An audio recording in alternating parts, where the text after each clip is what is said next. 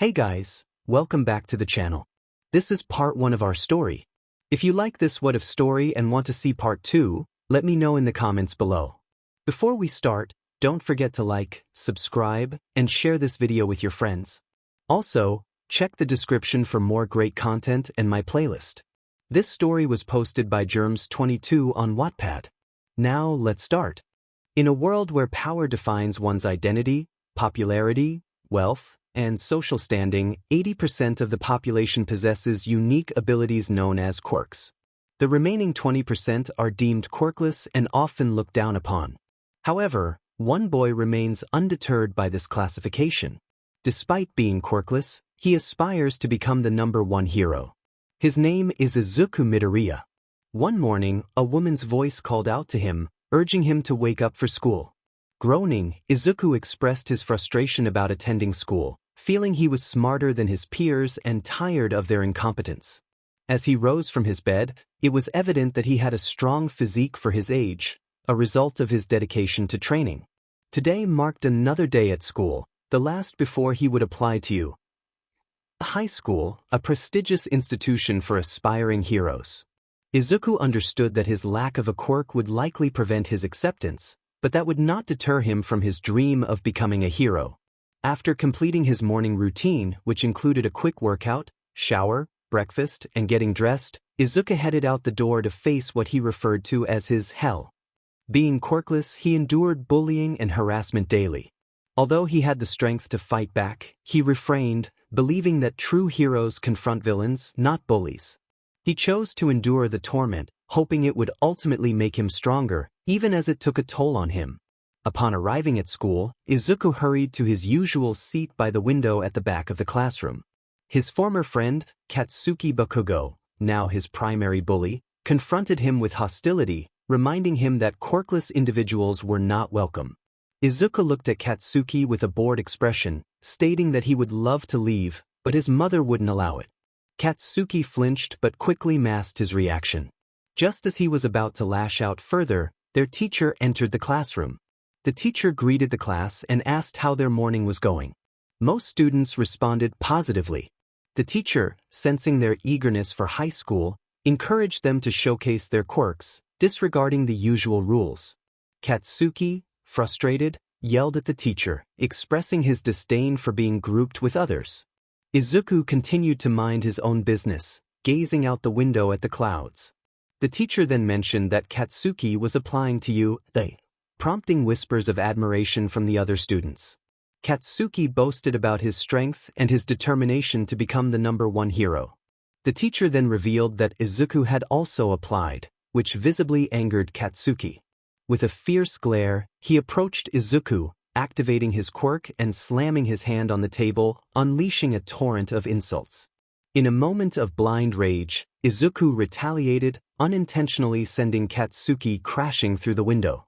As the crash echoed in the classroom, Izuku's anger transformed into fear. He had never intended to harm anyone, especially not a classmate.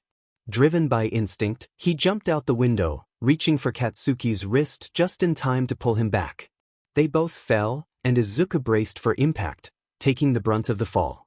The pain was overwhelming, and as he coughed up blood, he realized the gravity of the situation. Darkness enveloped him. When he regained consciousness, Izuku heard footsteps and struggled to open his eyes, only to succumb to darkness once more after a sharp pain struck his head. Upon waking again, he found himself restrained, shackled to a wall. Confused and anxious, he whispered to himself, hoping for solitude, but his hopes were dashed when a voice greeted him.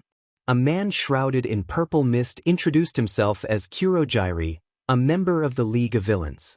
He informed Izuku that he was in their custody and warned him of the consequences of disobedience. Izuku maintained a blank expression, attempting to conceal his fear. He knew he had to escape. His dream of becoming the #1 hero was at stake, and he would do whatever it took to achieve it. As middle school was coming to an end, the anticipation of high school loomed ahead, and the thought of those few months felt overwhelming. For weeks later, the agony was relentless. The pain was unbearable, and it felt as if it would never cease. The torment was inflicted by twice, and it was a nightmare. Toga would push me to my limits, 𝐼𝐷 would scorch my skin, and Shigaraki would decay me piece by piece. I felt as if I were caught between life and death, experiencing a cycle of rebirth through suffering. Despite the torment, I discovered that I had gained quirks from those who had passed away. I possessed shockwave absorption, regeneration, super strength, and super speed. Now, we were preparing for a mission. I was meant to be a Nomu, but I had no intention of obeying. Today would be the day I would escape. Shigaraki announced his plan to attack you and destroy it, casting a menacing glance in my direction. I felt a surge of defiance and responded with a scowl, questioning what choice I had in the matter. Shigaraki laughed, telling me not to wear such a face and warning me against attempting to escape, vowing to hunt me down relentlessly. He claimed I was his strongest creation, designed to confront all might. With a wave of his hand, 𝐒𝐮𝐲 opened a portal, signaling for everyone to enter. As we stepped through, my heart sank. The school I had longed to attend would now be the target of our destruction. A plan began to form in my mind. If I could use the layout of the buildings to my advantage, perhaps I could find a hero to help me break free from this chain and escape or trap the villains. I quickly masked my emotions, knowing I had to maintain a facade for now. Shigaraki issued orders for us to split up, assigning me to go with Midoriya while others paired with 𝐒𝐮𝐲. The atmosphere was tense as we prepared for the confrontation ahead. Suddenly, All Might's voice boomed, declaring his arrival to stop us. I exchanged glances with Midoriya, who seemed determined. I felt a sense of amusement as I thought about the chaos that would ensue. The heroes began to appear, each with their unique quirks and styles. Midoriya, however, was not one to back down. He threw me against the wall, and the impact was jarring.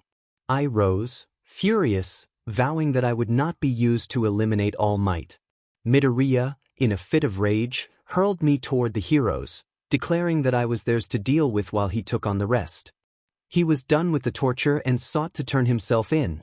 Meanwhile, Shigaraki's frustration grew as he demanded to know what was taking so long. His irritation was palpable, and he stormed out of the room, calling out for Midoriya. One of the villains, couldn't help but find humor in Shigaraki's outburst, but that quickly faded as Shigaraki confronted him with a chilling glare. As the confrontation escalated, Izuku stood before us, a shadowy figure radiating determination. Charged at him, but Izuku effortlessly sent him crashing into the wall with a flick. The sheer force of it left stunned, questioning Izuku's strength. 𝐒𝐮𝐲 appeared, demanding to know what was happening, but Izuku dismissed him with a fierce charge, landing a punch that sent 𝐒𝐮𝐲 reeling.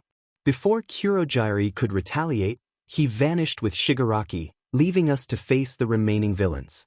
All Might and Aizawa exchanged worried glances. Aizawa questioned whether they could trust Midoriya, but All Might insisted that capturing one villain was a step in the right direction, hoping for the best. The door burst open, revealing Izuku, carrying and dragging the other two villains. He tossed them at All Might and Aizawa, ready to confront whatever came next. Izuku settled at one of the desks, resting his head down and quickly drifting off to sleep. Aizawa, observing the scene, remarked that they couldn't afford for him to wake up and try to escape. He instructed someone to carry Izuku along, while Midnight, with a nod, tore off a piece of fabric to gently place over Izuku's nose. She then lifted him in a bridal style and followed Aizawa. Izuku awoke to the sound of a beeping noise. It wasn't as loud as his alarm clock at home, but it was certainly annoying. A voice from his left caught his attention, and he turned to see a skinny blonde man. The man urged him to calm down, explaining that he was there to talk. The man introduced himself as All Might, declaring that he was Izuku's savior and that he was in the hospital healing.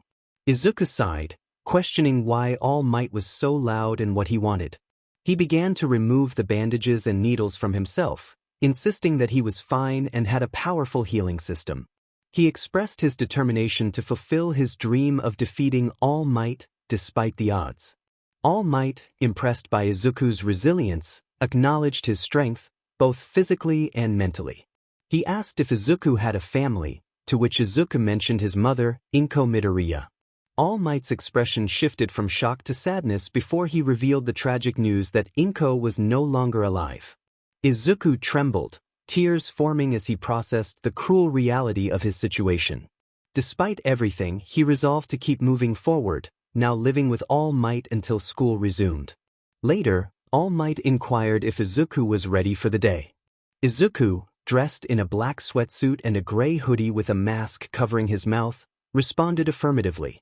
𝐼𝐻𝐬, curious about the mask, prompted Izuku to reveal a cut on his face. Izuku calmly reassured 𝐼𝐻𝐬 that the situation had been handled and that the responsible party was in police custody. He then excused himself, promising to focus on his tasks.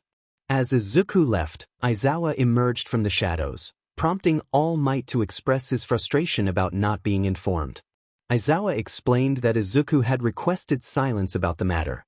𝐼𝐻𝐬, still upset, suggested they move on to avoid being late.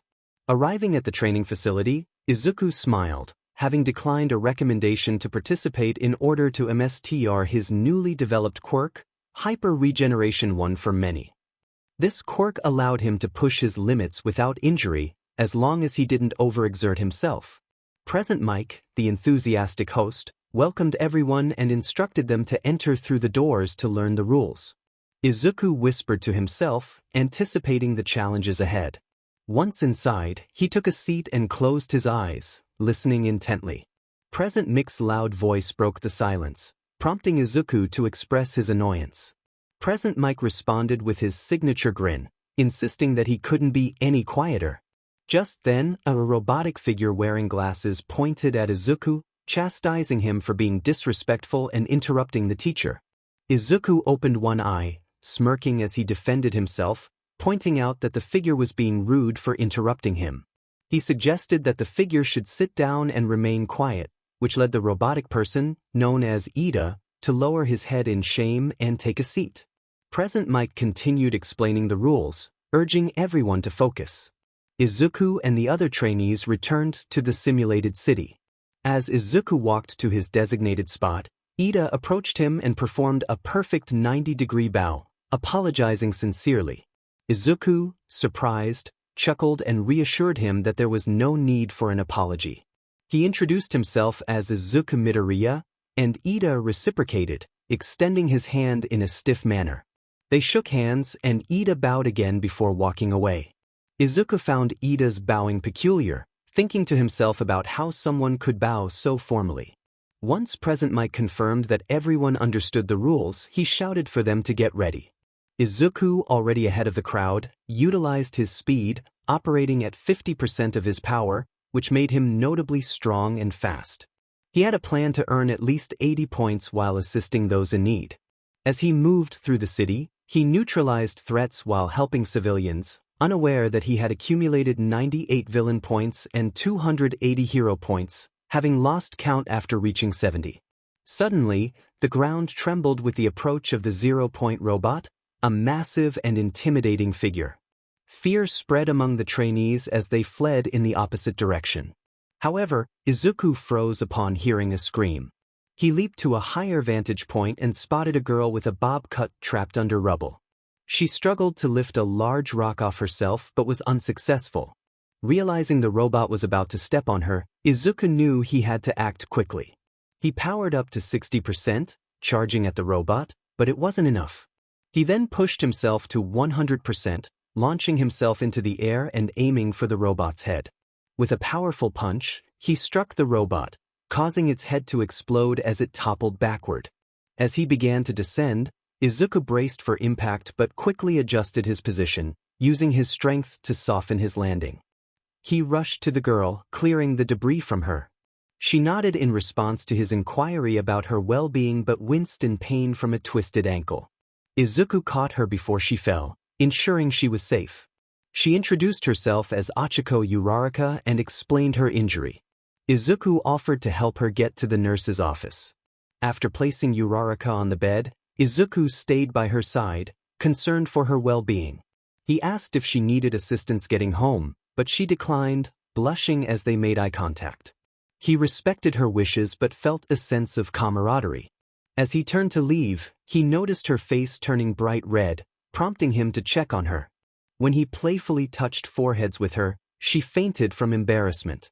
Realizing he didn't know where she lived, Izuku gently carried her and set off to find a teacher. The principal of 𝐒𝐮𝐬𝐲 remarked on Izuku's impressive performance, noting that he had surpassed 𝐼𝐼𝐻𝐽's score. 𝐼𝐼𝐻𝐽 expressed pride in his student, while Aizawa teased him about being outdone. 𝐼𝐼𝐻𝐽 acknowledged that Izuku's quirk, 𝗂𝐹𝐻𝐵, was indeed formidable, explaining that it allowed Izuku to return and amplify damage he received from opponents. The teachers were astonished by this revelation, realizing the potential Izuku held. 𝐒𝐮𝐦𝐻𝐽 declared that Izuku would be under Aizawa's guidance, emphasizing the need for extra training to develop his abilities further. Aizawa accepted the challenge with a grin, eager to push Izuku to his limits. As Izuku arrived at the front gates of 𝐒𝐮𝐻𝐽, he took a moment to appreciate the surroundings, feeling a mix of excitement and nervousness. Upon reaching his classroom, 1A, he was greeted by the lively chatter of his classmates, ready to embark on this new chapter of his journey. Robot Man, known as 𝐼𝐻𝐬, pointed at a boy with explosive blonde hair who had his feet on his desk, grinning. He addressed the boy, stating that it was inappropriate to show such disrespect to their past users. Izuku couldn't see the boy's face, but he felt a sense of familiarity.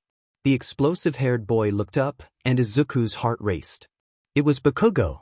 𝐒𝐻𝐵𝐿's expression shifted from shock to anger as he shouted at Izuku, questioning his presence with harsh words. Izuku lowered his gaze, memories of saving 𝐒𝐻𝐵𝐿 flooding back. He gritted his teeth and clenched his fists, feeling a surge of emotion. He expressed his disdain for 𝐒𝐻𝐵𝐿, blaming him for his current situation and vowing to hold onto that resentment. The class watched Izuku with a mix of fear and curiosity as he glared at everyone in the room.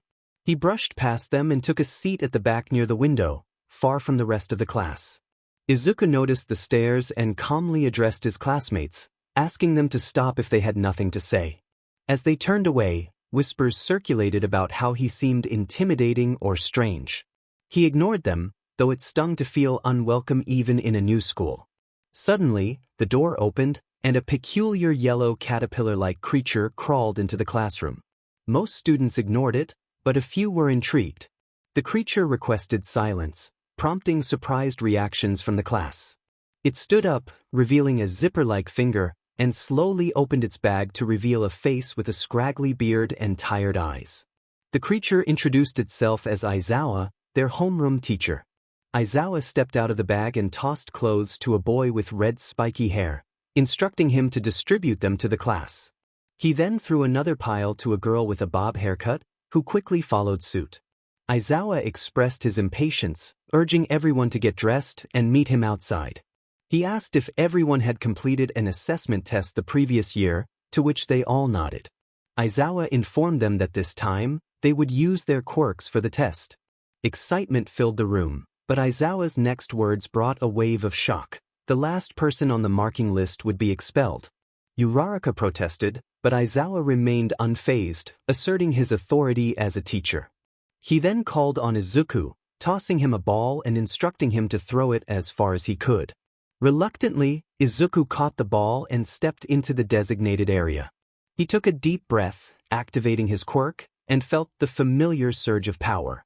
With a mighty throw, the ball soared through the air, breaking the sound barrier multiple times before vanishing from sight.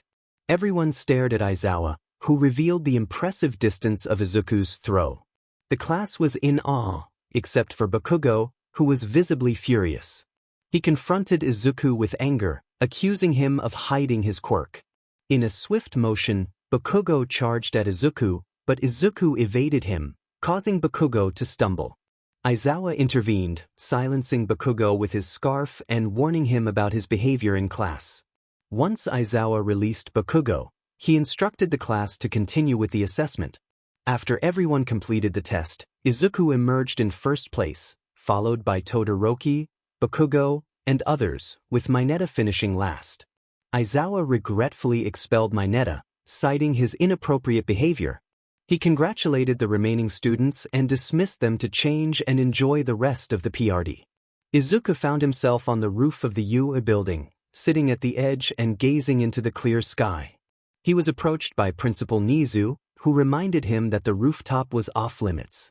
Izuku turned to greet him, explaining that he sought solitude to clear his mind. Nizu took a seat beside him, inquiring about his thoughts.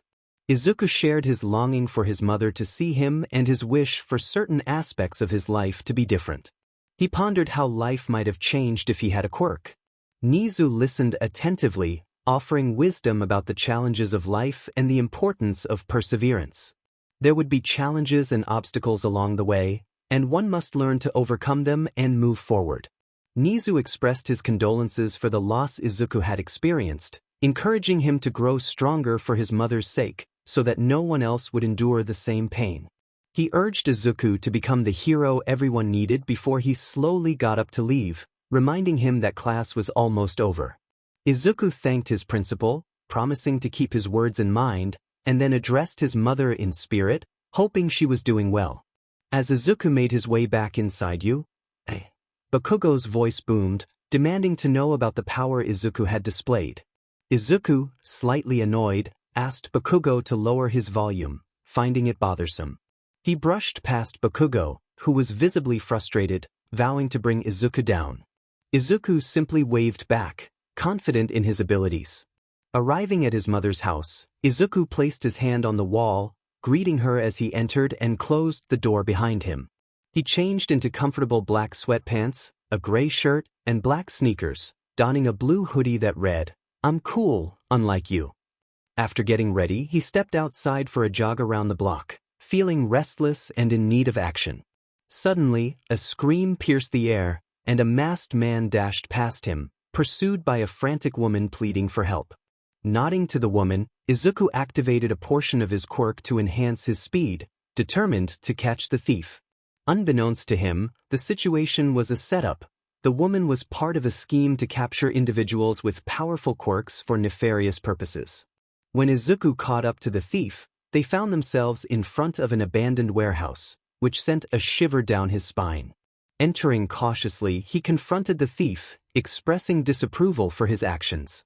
The thief, revealing himself as the notorious Path Chooser, taunted Izuku, indicating that he would face a far worse fate than the one he had inflicted. As the lights flickered on, Izuku was horrified to see 5 people trapped in cages, 2 women, a man, and 2 children. The Path Chooser challenged Izuku to decide whom to save, laughing maniacally as he emphasized the impossibility of saving them all. Izuku clenched his teeth, recognizing the villain's identity and the twisted game he was playing. The Path Chooser revealed his plans, activating mechanisms that threatened the captives with blades and a heavy hammer. Izuku's mind raced as he formulated a strategy, weighing his options. With a countdown echoing in the background, he decided to act swiftly, channeling all his energy into his legs and sprinting with incredible speed. He managed to stop the falling cages and destroy the weapons, but not without sustaining injuries. Despite the pain, Izuku pressed on, determined to save everyone. He pushed himself beyond his limits, sacrificing his own well-being to ensure the safety of the captives. As he freed them, the Path Chooser raged, furious that Izuku had defied his expectations.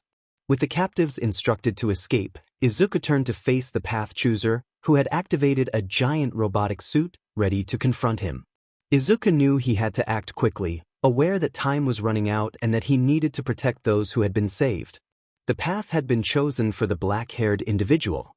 The Path Chooser leaped into the giant robot and settled into the seat as the front closed.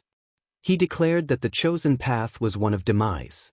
As the robot charged forward, Izuku yawned and expressed his reluctance to meet such an end. With a casual punch, he struck the robot, causing it to explode without any harm coming to the Path Chooser. As the Path Chooser fell, Izuku caught him and swiftly tied him up with some rope he found, leaving him with the victims. A young boy approached and asked for Izuku's name. With a warm smile, Izuku introduced himself as one among many and expressed his hope to meet the boy again someday. He gently ruffled the child's hair before disappearing. This marked the conclusion of Izuku's first rescue mission and his encounter with a villain. While he found it somewhat dull, it was a significant milestone for him. The principal, Nizu, instructed All Might to conduct a hero versus villain exam with his class. All Might, in his deflated form, acknowledged the request, noting that the top 3 students, Shoto Todoroki, Katsuki Bakugo, and Izuku Midoriya, would provide an interesting show. Nizu agreed but reminded All Might of the importance of keeping an eye on Izuku, expressing concern about his potential to stray from the path of a hero. All Might recognized Izuku's strength and the potential trouble it could cause if he were to turn villainous. After thanking Nizu, All Might prepared to leave, hoping that Izuku would become the new symbol of hope. Meanwhile, Kirishima, with his spiky red hair, expressed disbelief when another student claimed he could not participate that day due to overexertion. The class was shocked, unable to accept that he was quirkless. Bakugo erupted in anger, accusing Izuku of being a fraud and questioning the authenticity of his powers. The atmosphere shifted dramatically as Izuku's expression became obscured by his hair, and he activated his quirk in response to Bakugo's taunts. He prepared to confront Bakugo, but All Might's sudden entrance interrupted the tension. All Might, with his characteristic flair, entered the room and noticed Izuku's fist poised dangerously close to Bakugo's face. In an instant, a powerful gust of wind erupted, sending everyone, including All Might, crashing against the walls. The force of the power caused significant destruction, but amidst the chaos, one chair remained standing, where Izuku sat calmly. He greeted All Might casually, prompting surprised reactions from his classmates. All Might instructed everyone to put on their hero costumes, which would now be a challenge to display, and to meet him at Fake City A. The class managed to don their suits, with Izuku's new outfit resembling black sweatpants and a hood, marking a new chapter in his journey as a hero. Kaminari expressed his admiration for Izuku's suit, noting its casual appearance. The others nodded in agreement, while Izuku simply shrugged and explained that he hadn't submitted a hero costume and would get a new one soon. For now, he was content with his attire. The group, except for Todoroki and Bakugo, shared a moment of awkwardness. All Might then gathered everyone to explain the day's activity. They would participate in a raffle ticket matchup for a bomb squad mission, pitting heroes against villains. The villains would possess the bomb, and the heroes needed to apprehend it. They had 5 minutes to devise a plan and half an hour to complete the mission. The heroes could win by capturing all the villains using the provided tape or by touching the bomb. The villains would win by apprehending the heroes. Everyone nodded in understanding. All Might instructed everyone to pick a raffle, and the first round was announced. Izuku Midoriya and Ichiko Uraraka would face Katsuki Bakugo and Tenya Ida. Izuku and Uraraka were designated as heroes, while Bakugo and Ida were the villains. After a brief preparation PRD, All Might signaled the start of the match. Uraraka asked Izuku about their plan, and he approached her, curious about her quirk. She shyly revealed that her quirk was zero gravity, allowing her to make objects lose their weight. Izuku found this very useful and outlined their strategy. He would likely be targeted by Bakugo, so Uraraka should head to the top floor to try to apprehend Ida. If she needed help, he would assist her after dealing with Bakugo. With their plan set, they moved toward the warehouse where the battle would take place. As the match began, Bakugo charged ahead, ignoring Ida's advice to strategize. He was determined to confront Izuku, shouting his name as he activated his quirk to propel himself forward. Izuku and Uraraka split up as planned, with Izuku searching for Bakugo. Suddenly, Bakugo launched a surprise attack, but Izuku narrowly dodged it, feeling the rush of adrenaline. Bakugo taunted Izuku, expressing his longing to prove his superiority. Izuku countered with a quick dodge and a punch, showcasing his own strength. The fight escalated as Bakugo unleashed a powerful explosion, but Izuku skillfully avoided it. He checked in with Uraraka, only to find that she was in trouble and needed help. With a sense of urgency, he decided to end his confrontation with Bakugo swiftly. Activating a portion of his quirk, Izuku attempted to land a decisive blow, but Bakugo evaded him with a well-timed explosion. The intensity of their battle grew, with both fighters exchanging powerful attacks.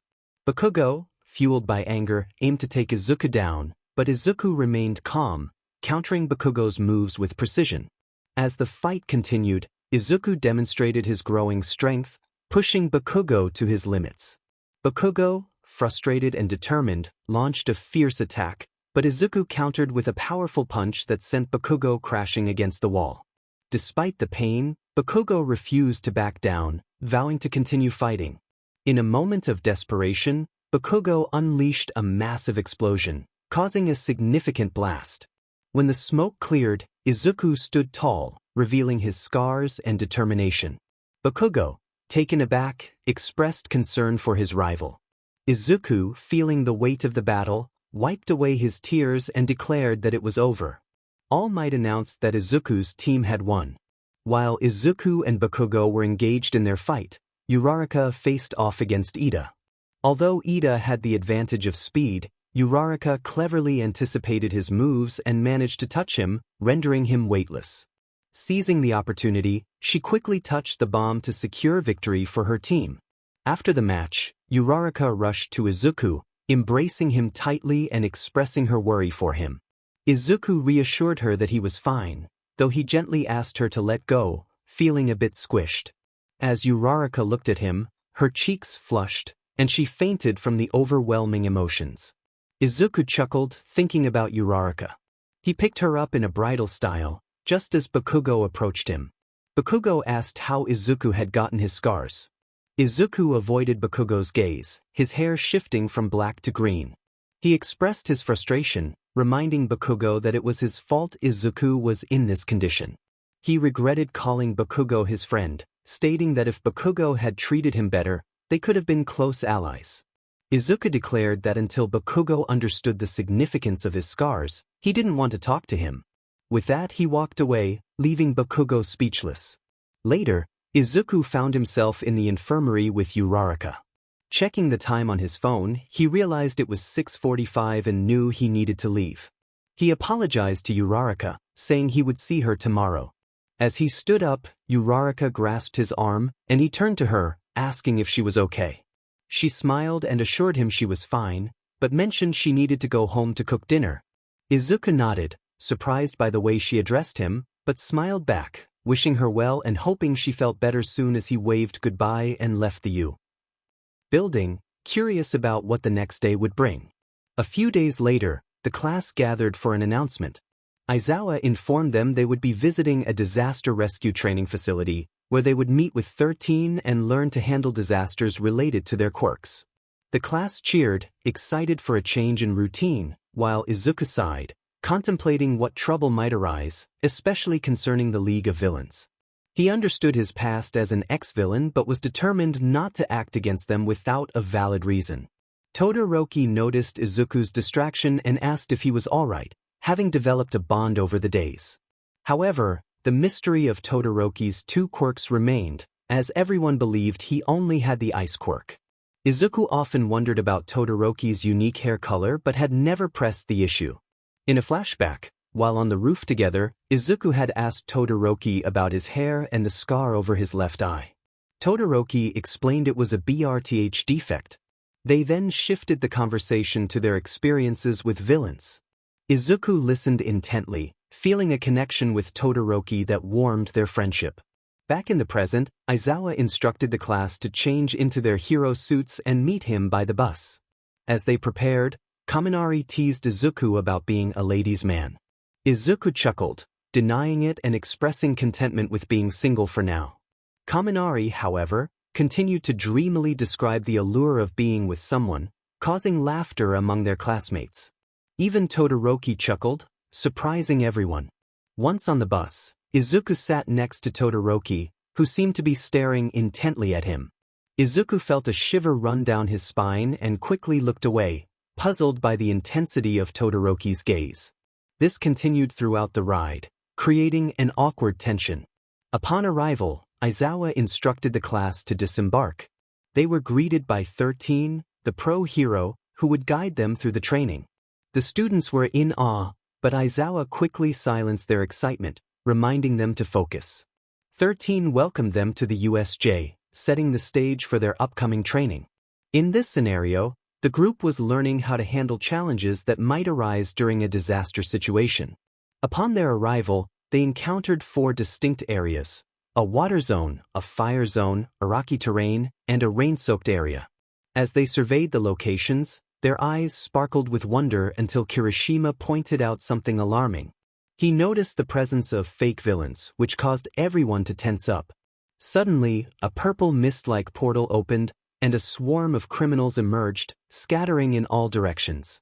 A voice called out, identifying itself as Kurojirai, and addressed Izuku Midoriya directly, asking him to join them.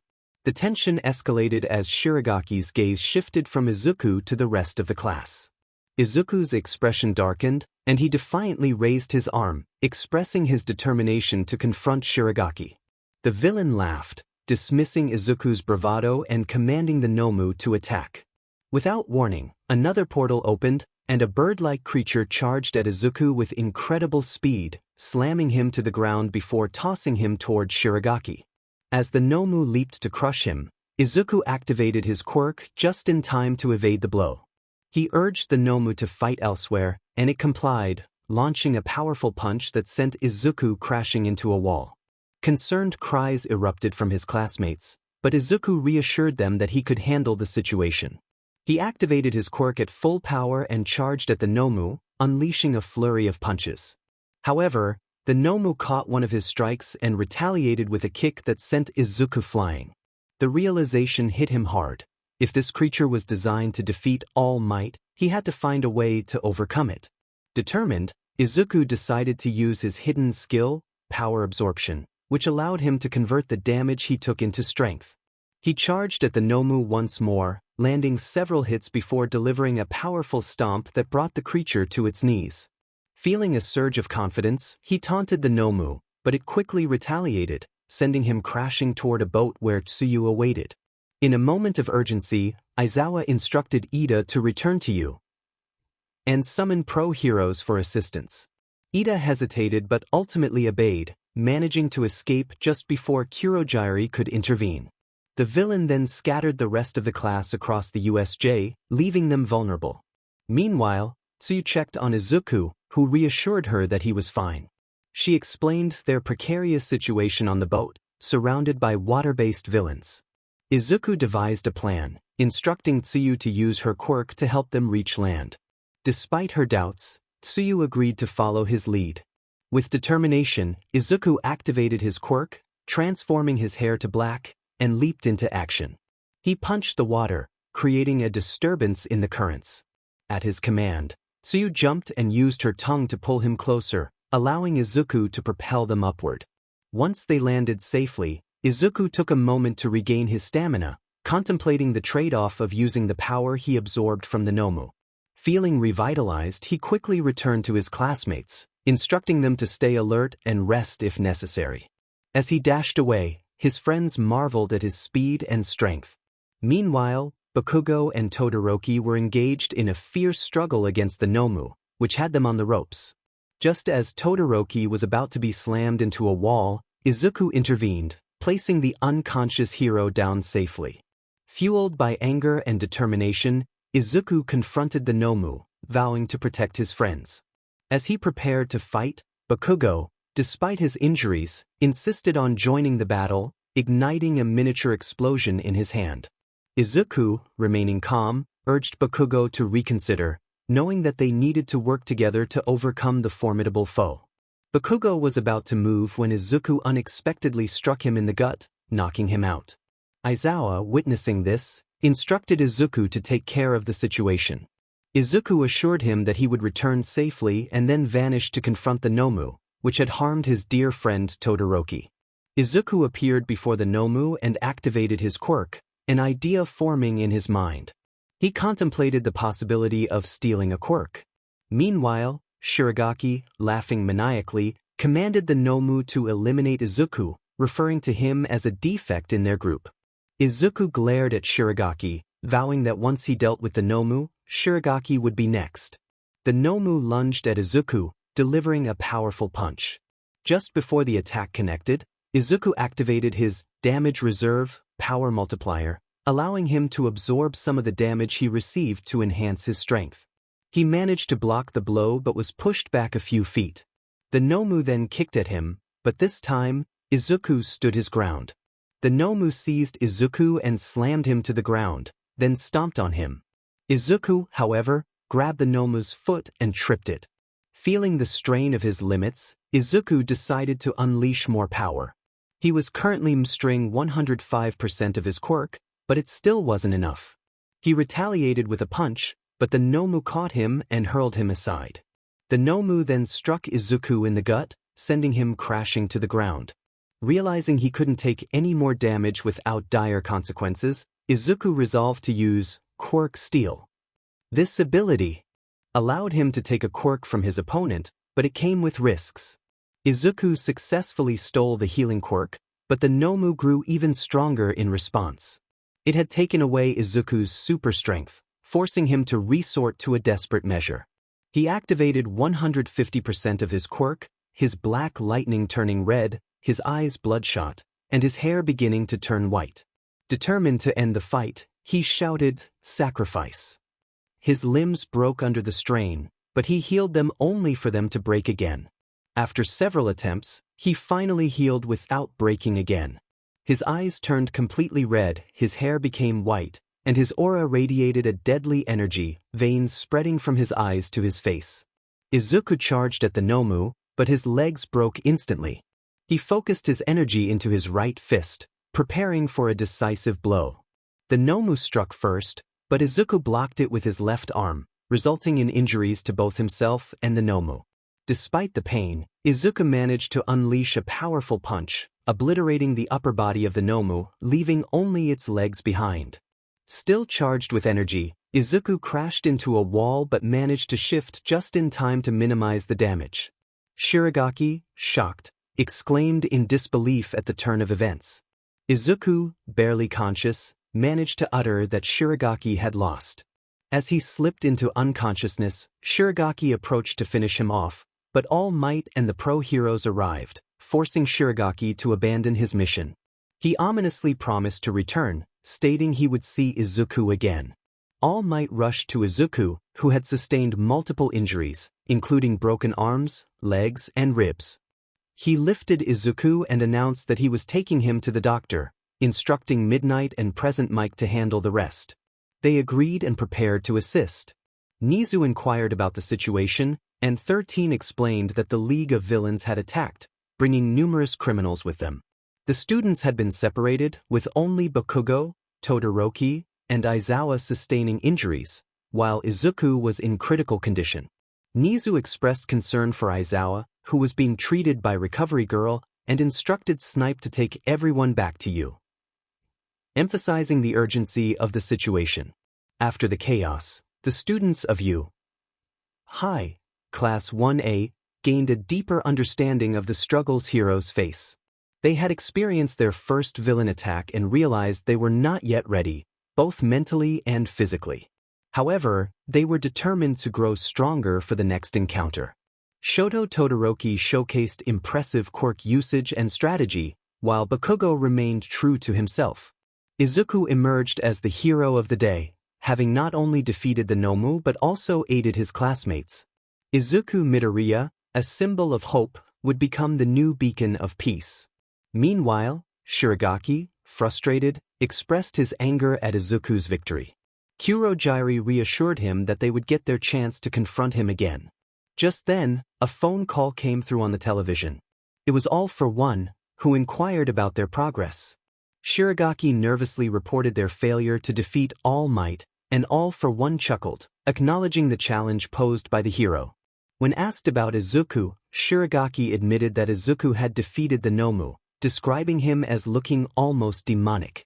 𝐿 reacted with shock, demanding to know how Izuku had accomplished such a feat. 𝐾𝐮𝐬𝐽 suggested that they could seek revenge later, but for now, they needed to come up with a plan. 𝐿 chuckled, agreeing to send more Nomus, though it would take some time. 𝐾𝐮𝐬𝐽 expressed gratitude for the assistance. 𝐿 ended the call, and 𝐾𝐮𝐬𝐽 reflected on how, once they acquired the Nomus, Japan would face dire consequences. Shigaraki warned against making promises he couldn't keep, but Dabi, a man with raven hair and a distinctive purple patch on his face, chimed in, indicating they would soon be needed. Alongside him was Toga, a girl with blonde hair. In another scene, Izuku heard a familiar voice calling his name. As his vision cleared, he recognized Momo sitting nearby, surrounded by their classmates. Kirishima asked how he was feeling, recalling Izuku's bravery during the recent incident. Todoroki inquired about the unusual changes in Izuku's hair and lightning. The attention turned to Izuku, who felt the pressure of their curiosity. Izuku smiled, aware of the expressions on their faces. Just then, Aizawa, All Might, and Nizu entered the room, checking on him. Nizu asked about his condition, and Izuku confirmed he was feeling better but explained that he had pushed himself too far, rendering his quirk inactive for a while. His classmates reacted with shock and sympathy, but Izuku reassured them that it was part of being a hero, and he couldn't bear the thought of them getting hurt. Nizu admired Izuku's selflessness and suggested they talk further. The students were surprised by Nizu's eagerness to engage with Izuku so soon after his ordeal. As Izuku stood up, he jokingly thanked Nizu for interrupting his rest, and they left the room together. Nizu wanted to know what had transpired during the fight with the Nomus. Izuku explained that he had to use a technique called sacrifice, which left him unable to use his quirk for weeks. He described how using this technique multiple times had caused severe strain on his body. Nizu listened intently, intrigued by the details. Izuku elaborated on the changes in his hair and lightning based on his power levels. He explained that at lower percentages his hair remained green, but as he pushed beyond certain thresholds, the colors shifted dramatically. Nizu's eyes widened at the implications of this transformation. Izuku shared his ambitions, stating he could potentially MSTR up to 500 or even 1000% of his power, although it would take decades to achieve. He expressed his longing to train harder, and Nizu agreed to arrange for him to train with All Might while Aizawa would oversee his combat skills. Grateful for Nizu's support, Izuku promised to strive to become the next #1 hero and the new symbol of peace. With a renewed sense of purpose, he left the room to fetch his clothes, reappearing in a more suitable outfit. All Might challenged Izuku to a race back to you. But Izuku hesitated, explaining that his quirk was still inactive. However, just then, his quirk activated unexpectedly. All Might took his position, ready to race. Izuku pushed himself to the limit, feeling his power surge as he transformed. With a confident declaration, he took off, quickly gaining an advantage. As they raced, Izuku broke the sound barrier multiple times, reaching the gates of you. First, All Might arrived shortly after, acknowledging Izuku's victory but promising that next time would be different. Izuku proposed another challenge, and All Might eagerly accepted. They raced again, with Izuku maintaining his lead. As they approached the final stretch, Izuku felt a surge of energy and pushed his power even further. He crossed the finish line, stopping at the entrance, while All Might landed with a dramatic thud, creating a crater below him. Izuku celebrated his victory, questioning if he was stronger than All Might. The seasoned hero sighed, acknowledging that, for now, that was not the case. Izuku felt the weight of anticipation as All Might informed him about the upcoming changes. He would soon meet Aizawa, and then be introduced to his new dormitory. School would begin on Thursday, and All Might leaped away, leaving Izuku eager for what lay ahead. When Aizawa arrived, Izuku expressed his readiness for training. Aizawa smirked, warning him that he would be pushed beyond his limits. Izuku nodded, determined. Aizawa handed him weights, each weighing 200 pounds. After putting them on, Izuku felt surprisingly unburdened, moving his arms with ease. Aizawa challenged him to fight while wearing the weights, and Izuku accepted, taking his fighting stance. The two faced off, and Izuku charged with a left hook. Aizawa ducked and aimed for Izuku's chest, but Izuku caught Aizawa's hand and countered with a kick that sent Aizawa back. Izuku boasted that the weights felt light, requesting even heavier ones. Aizawa, taken aback, asked how Izuku had become so strong. He instructed Izuku to remove the weights and show his combat skills. After a fierce sparring session, it was clear that Izuku had the upper hand, even managing to destroy Aizawa's scarf during their fight. Aizawa, impressed, remarked on Izuku's incredible abilities, suggesting that he might surpass All Might. Izuku beamed at the praise, declaring his ambition to become the new symbol of peace. As they arrived at the dormitories, Aizawa explained the layout, separate floors for males and females, with the first floor designated for common areas, the second for baths, the third for girls, the fourth for boys, and the fifth for the gym. He emphasized the importance of lights out at 10 on school nights and 12 on weekends, warning that anyone who broke the rules would face consequences. With that, he left the students to settle in. Excitement filled the air as the students unpacked and gathered in the main lobby. Mina suggested they play a game, but Izuku, Bakugo, and Todoroki opted to leave for sleep. However, Mina, 𝗟𝗏𝐼𝐜, and Momo blocked their path, insisting they join in. Reluctantly, the boys complied, with Izuku expressing his longing for sleep while rubbing his eyes. He exchanged a knowing glance with Todoroki, who grinned in response. In an instant, Todoroki froze everyone else, allowing him and Izuku to escape to the elevator, waving goodbye to their classmates. The next day, Aizawa addressed the class, announcing the long-awaited 𝐒𝐮𝐩𝐩𝐸 sports festival. The students erupted in cheers, but Aizawa quickly silenced them, his voice firm. He reminded them that Izuku would be their presenter and warned the others not to embarrass themselves. With that, he left the classroom, leaving the students buzzing with excitement. As they packed their supplies, Bakugo attempted to leave but was confronted by students from other classes. A purple-haired boy named 𝗪𝐿 introduced himself and his classmates, noting their interest in Class 1A's reputation for defeating villains. Bakugo, irritated, demanded they move aside, but Monoma, another student, challenged him, claiming their previous victory didn't make them superior. Bakugo's temper flared, and he shouted back, ready to confront Monoma. However, Izuku intervened, apologizing for Bakugo's behavior. Monoma questioned Izuku's quirk, suggesting it resembled that of a villain. Izuku, undeterred, simply grinned, ready to prove himself against any challenge that came his way. His hair turned white as lightning crackled around him, and he flexed his body, creating a gust of wind that pushed everyone back slightly. Izuku looked up and declared that if Monoma could withstand his one step, he would win. Monoma raised his eyebrows in disbelief, mocking Izuku's claim. Izuku smiled, suggesting that perhaps a near punch would be more effective. Monoma, confident, encouraged Izuku to try his best, dismissing the threat. Izuku warned everyone to stand back, advising them to move away from Monoma to avoid being caught in the aftermath. Confusion spread among the classmates, with one questioning the power of Izuku's fake punch. Another pointed out that Monoma could simply copy Izuku's quirk and use it against him. Izuku then pulled back his right arm, dark veins appearing on his skin, warning Monoma to dodge. Monoma, undeterred, laughed at the notion of a weak punch. As Izuku punched forward, nothing seemed to happen initially.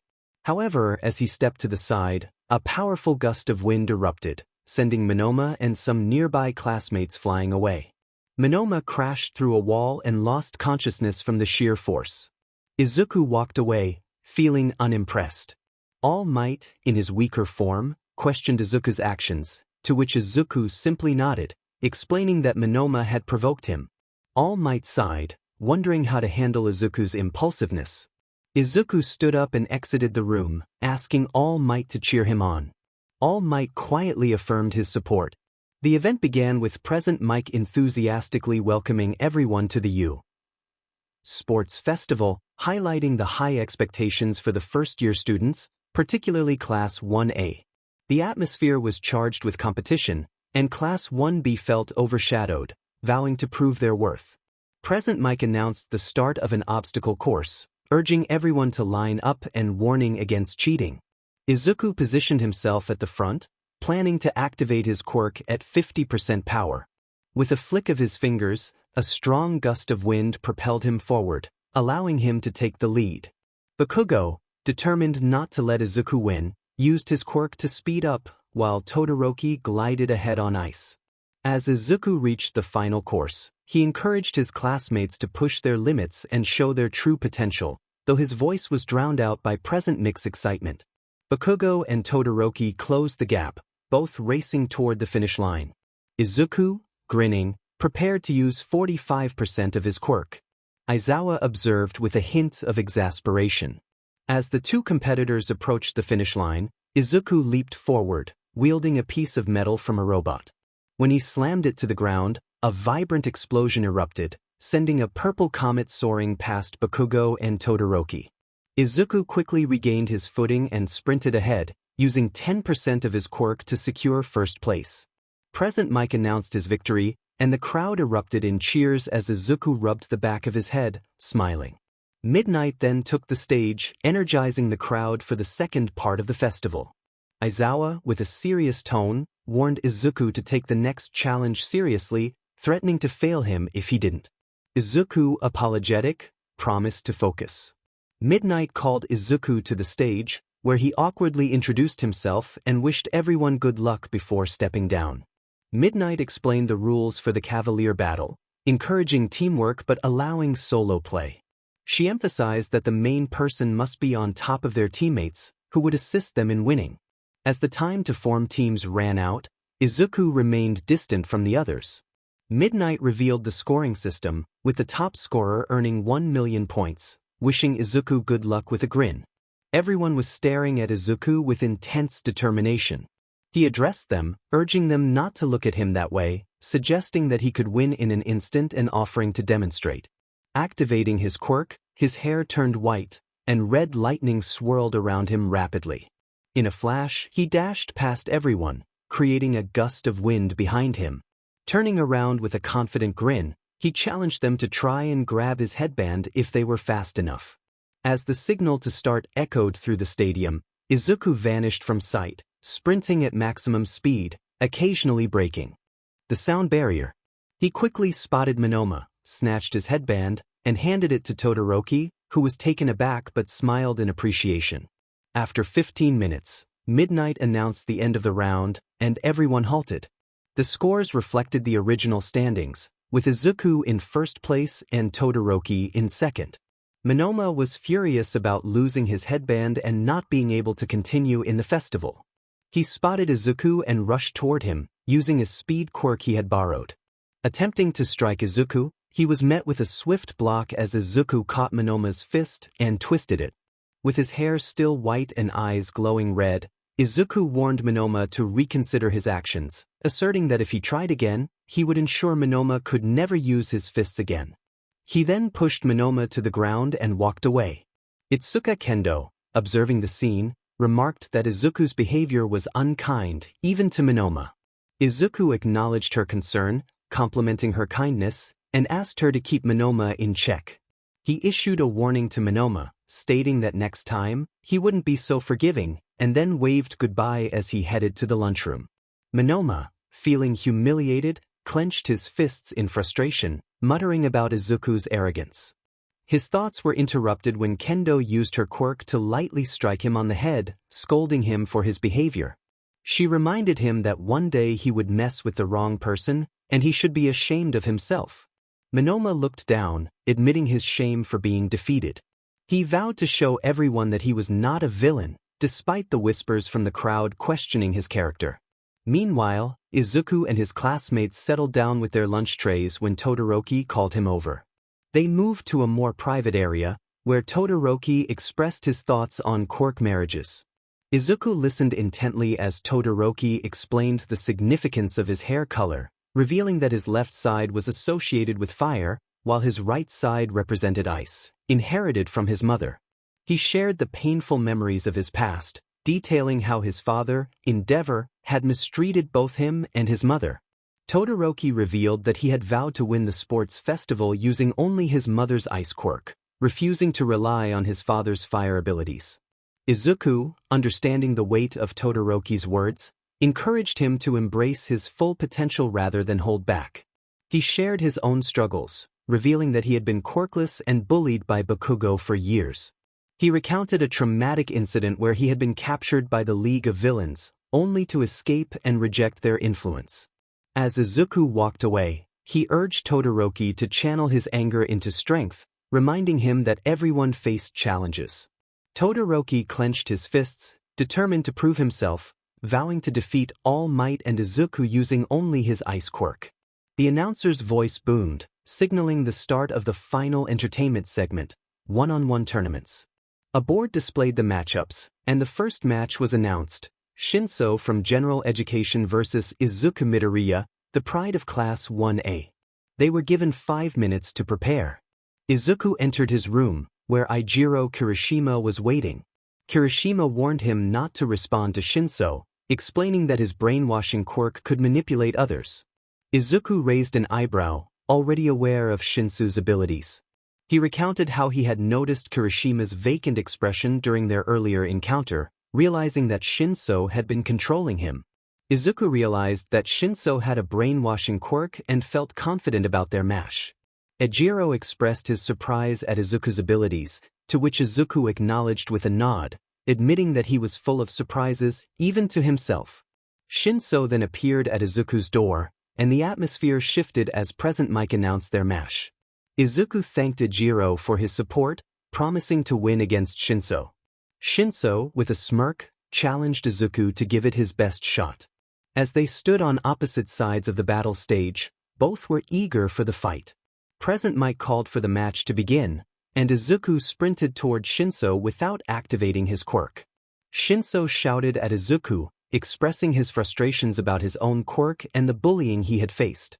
Izuku, undeterred, landed a punch on 𝗛𝐮, sending him off balance. He followed up with an uppercut and a kick, propelling 𝗛𝐮 toward the out-of-bounds line. 𝗛𝐮, desperate and frustrated, demanded Izuku to respond, insisting he needed to prove himself as a hero. Izuku, fueled by his own experiences of being bullied, declared that he would never be a villain and understood the pain 𝗛𝐮 felt. With a powerful punch, he sent 𝗛𝐮 out of bounds, securing his victory. Present Mic announced Izuku as the winner, and Aizawa shared a proud smile. Izuku extended his hand to 𝗛𝐮, offering friendship and support. He assured 𝗛𝐮 that he was not alone and would always be there to help him. 𝗛𝐮 accepted Izuku's hand, grateful for the gesture, and they walked off together, forming a new bond. After a few matches, Present Mic announced the next showdown: Izuku Midoriya vs Shoto Todoroki. Izuku greeted Todoroki with enthusiasm, encouraging him to do his best. Todoroki, determined to prove himself without using his fire, sat in the waiting room, deep in thought. As the match was called, both Izuku and Todoroki prepared to face each other. On their way to the stage, Izuku encountered 𝗟𝗏, who confronted him with anger. Izuku, unfazed, stood his ground and expressed his disdain for 𝗟𝗏's attitude toward his son. He made it clear that he would support Todoroki in using his fire, regardless of 𝗟𝗏's wishes. With the match underway, Izuku and Todoroki sized each other up, waiting for the right moment to strike. Todoroki unleashed a wave of ice, but Izuku skillfully dodged it, showcasing his agility. As Izuku soared through the air, he powered up and launched himself toward the ground. Todoroki narrowly avoided the impact, using his ice to stabilize himself. Izuku then confronted Todoroki, challenging him to fight with all his strength. Todoroki, feeling betrayed by Izuku's encouragement to use his fire, lashed out, insisting he would defeat Izuku with only his ice. Izuku, hurt by the misunderstanding, reaffirmed his loyalty as Todoroki's friend and expressed his longing to help him overcome his father's influence. Determined to prove himself, Todoroki prepared for the fight of his life, while Izuku stood ready to support him in achieving his true potential. Izuku shouted with determination, urging Todoroki to surpass 𝗟𝗏. He stepped back, gathering his strength, now pushing himself to 150% to demonstrate his seriousness. Todoroki, with a tear rolling down his cheek, expressed his gratitude to Izuku. He activated his fire side, declaring that he would go all out, warning Izuku not to be upset with the outcome. With a fierce shout, Todoroki unleashed his powerful ice once more. Izuku, noticing this, composed himself and powered up to his maximum of 115%. He delivered a punch that shattered the ice, then charged at Todoroki, who countered with flames while attempting to trap Izuku's feet in ice. Izuku grinned, feeling the thrill of the challenge. He began to vibrate, breaking free from the ice and striking the flames, sending them away from him. Both fighters shouted in unison, questioning if this was truly the best they could do. In response, Todoroki combined his ice and fire, creating a steaming geyser of hot water aimed directly at Izuku, with a massive ice glacier behind him to absorb the shockwave. Izuku concentrated 150% of his power into his left arm and leaped forward, determined to meet the attack head-on. He thought about the consequences but pressed on, ready to deliver a decisive blow. 𝐒𝐮𝐬𝐽𝐽, witnessing the escalating battle, jumped down and slammed his hands on the ground, raising walls between the two in an attempt to halt the clash. Unfortunately, the sheer force of the attack obliterated everything in its path: the stage, Todoroki's ice, the walls, and even Izuku's left arm. Aizawa watched the chaos unfold, chuckling at the situation. He explained that he hadn't taught them to be this powerful; they had grown strong through their own experiences. Another teacher jokingly suggested that Aizawa was a bad teacher, to which he responded with annoyance. As the smoke cleared, Izuku stood on the stage, shirtless, with cuts and bruises marking his body. He raised his fist in victory, while Todoroki lay unconscious against the wall, encased in ice. Midnight announced Izuku as the winner, and nurse bots arrived to carry both fighters to the nurse's office. A pro hero marveled at Izuku's incredible abilities, noting his speed and power. Meanwhile, a hooded figure observed the replay of the match, intrigued by Izuku Midoriya and hinting at a future visit. Izuku awoke to the sound of beeping and realized he was in the hospital, recalling his intense battle with Todoroki. He wondered if he would still be able to compete in the finals. As he opened his eyes, he noticed Todoroki waking up beside him. They exchanged greetings, and Izuku inquired about the intensity of their match. Todoroki laughed, acknowledging Izuku's victory and jokingly offering him a cookie as a reward. Just then, the nurse entered, informing them that Izuku's match against 𝐒𝐵𝐸𝐽 was about to begin. Excited, Izuku expressed his eagerness to face 𝐒𝐵𝐸𝐽 in the finals. He encouraged Todoroki to continue improving, suggesting he seek help from his father to gain better control over his fire side. 𝐒𝐮𝐻𝐬, watching from a distance, felt his flames grow as he grinned, prompting a nearby pro hero to question his demeanor. 𝐒𝐮𝐻𝐬 dismissed the inquiry, irritated. Present Mike announced the finals of the 𝐒𝐮𝐬 Sports Festival, introducing the match between Izuku Midoriya and Katsuki 𝐒𝐵𝐸𝐽. The two competitors locked eyes, with 𝐒𝐵𝐸𝐽 taunting Izuku about losing. Izuku remained calm, stating that he would only use 20% of his quirk, confident in his ability to embarrass 𝐒𝐵𝐸𝐽.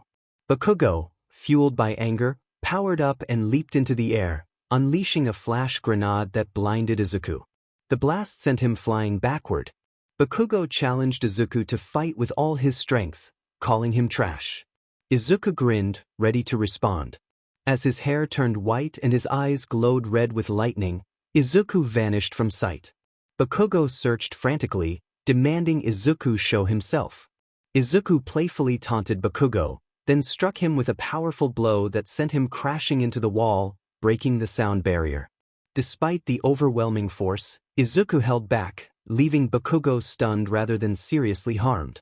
Izuku deactivated his quirk and walked off the stage, leaving the audience in shock at his display of strength. The crowd erupted in cheers, chanting Izuku's name. Standing on the first-place podium, he rubbed the back of his head, grinning. All Might addressed him, expressing high expectations for his future as a hero. The crowd joined in, shouting, "Plus Ultra." The world now recognized Izuku Midoriya as a formidable force at 𝐒𝐮𝐬. What future awaited him remained to be seen. After the 𝐒𝐮𝐬 Sports Festival, the crowd erupted in cheers for the top 3 first-year students: Izuku, 𝐒𝐵𝐸𝐽, and Todoroki. This victory would be forever etched in their hearts, especially for 𝐒𝐵𝐸𝐽. He expressed his frustration loudly, vowing that the next time they fought, he would come out on top. Aizawa intervened, restraining 𝐒𝐵𝐸𝐽 with his scarf to calm him down. Aizawa acknowledged the efforts of the students, praising Todoroki for his impressive power and control, especially after using his fire abilities. He encouraged Todoroki to train further to enhance his strength. He then turned to 𝐒𝐵𝐸𝐽, noting that despite his fiery temperament, he had shown great potential, but needed to work on his attitude if he wanted to be a hero. 𝐒𝐵𝐸𝐽, visibly annoyed, looked away. Next, Aizawa commended Izuku for his remarkable power and control but warned him to be cautious with his strength, as he might inadvertently cause damage. Izuku acknowledged the advice, explaining that 𝐼𝐻 abilities required some trial and error. Aizawa sighed, conceding that Izuku had a point. He then announced that the class would be coming up with hero names, leaving the task to Midnight while he took a nap. Midnight burst into the classroom, energizing the students as they eagerly prepared to create their hero identities. When it was Izuku's turn, he approached the front of the class, revealing his chosen name, the booster hero, one for many. The class reacted with shock, questioning if he had taken inspiration from 𝐿_1. Izuku clarified that his name reflected his quirk, which allowed him to 𝐼𝐻 both his own strength and that of others who chose to lend it to him. He expressed his ambition to become a hero like All Might, claiming he was already stronger. The class erupted in disbelief, and Izuku felt a wave of embarrassment wash over him. As the excitement settled, Aizawa announced that the students would soon begin hero internships with professionals of their choice. He presented the leaderboard, with Izuku at the top, followed by Todoroki, Momo, and Bakugo. Izuku expressed his longing to intern with 𝐼𝐻, an ex-hero known for his rigorous training methods. Aizawa warned Izuku about 𝐼𝐻's tough reputation but ultimately supported his decision. He reminded the class to prepare their hero suits for the upcoming week. As the bell rang, Izuku felt a surge of determination. He was eager to surpass All Might's limits and prepare for future challenges. In his enthusiasm, he accidentally activated his quirk, creating a strong gust of wind that sent his classmates sprawling. Apologizing sheepishly, he rubbed the back of his head, realizing he needed to be more careful. On Monday morning, Aizawa reminded the class to keep their suitcases close and to stay safe. Mina playfully teased him about his concern for their well-being, but Aizawa sternly reiterated the importance of their safety for his job security. After arriving at his stop, Izuku decided to call Iida to check on him, recalling the recent incident involving his brother. However, Iida did not answer, hinting at his secret plans for revenge against 𝐿, the hero killer. Izuku finally reached 𝐼𝐻's doorstep and knocked, noticing the door slightly ajar. Upon entering, he was taken aback to find 𝐼𝐻 on the floor, with what appeared to be ketchup around him. After confirming that 𝐼𝐻 was fine, Izuku explained his reasoning for recognizing the substance. 𝐼𝐻, curious about Izuku's knowledge, learned that Izuku was there for an internship. Izuku had heard that 𝐼𝐻 trained All Might, and since he and All Might shared similar quirks, he asked 𝐼𝐻 for a more challenging workout routine. 𝐼𝐻 was taken aback but quickly agreed to train him. They began their session, with 𝐼𝐻 leaping around at incredible speed. Izuku, however, was able to keep up with him. With a grin, he challenged 𝐼𝐻, asking if that was all he had. 𝐼𝐻 responded with a grin of his own, launching himself at Izuku for a kick. In a flash, Izuku activated his quirk at full power, catching 𝐼𝐻's feet and sending him crashing against the wall before delivering an elbow to his stomach, pinning him down. Izuku declared his victory. Later, Izuku and 𝐼𝐻 found themselves on a train heading to Hosu City. 𝐼𝐻 inquired why Izuku didn't have a hero suit yet. Izuku shrugged, admitting he wasn't sure what kind of suit he wanted, so he just wore casual clothes. He gazed out the window, dressed in a black hoodie, black jeans, and red sneakers, with his favorite black mask covering a scar on his chin. He thought about Iida, who was interning in Hosu City, feeling a twinge of worry for his friend. Suddenly, chaos erupted as a Nomu crashed into the train, holding a hero captive. 𝐼𝐻 shouted for Izuku to escape, then sprang into action, kicking the Nomu off the train and pursuing it. Izuku felt a surge of determination, deciding to help anyone in need. He quickly got to work, using his quirk to steal a healing ability from a nearby villain and began healing the injured passengers. One terrified passenger exclaimed about the destruction outside, fearing for their lives. Izuku reassured them that they would be safe as long as he was there, urging everyone to evacuate while he assisted the heroes. With his quirk activated to its maximum, Izuku leaped off the train and onto a nearby pole. The city was ablaze, and numerous Nomus were attacking both civilians and heroes alike. He spotted the hero Iida had been interning with, who was about to be attacked. Izuku rushed in, delivering a powerful punch that sent the Nomu crashing into a wall, incapacitating it. He asked the hero if he knew where Ida was, but the hero shook his head, explaining that Ida had run off upon their arrival, muttering something about revenge. Concerned, Izuku decided to search for Ida, instructing the hero to stay and assist the others.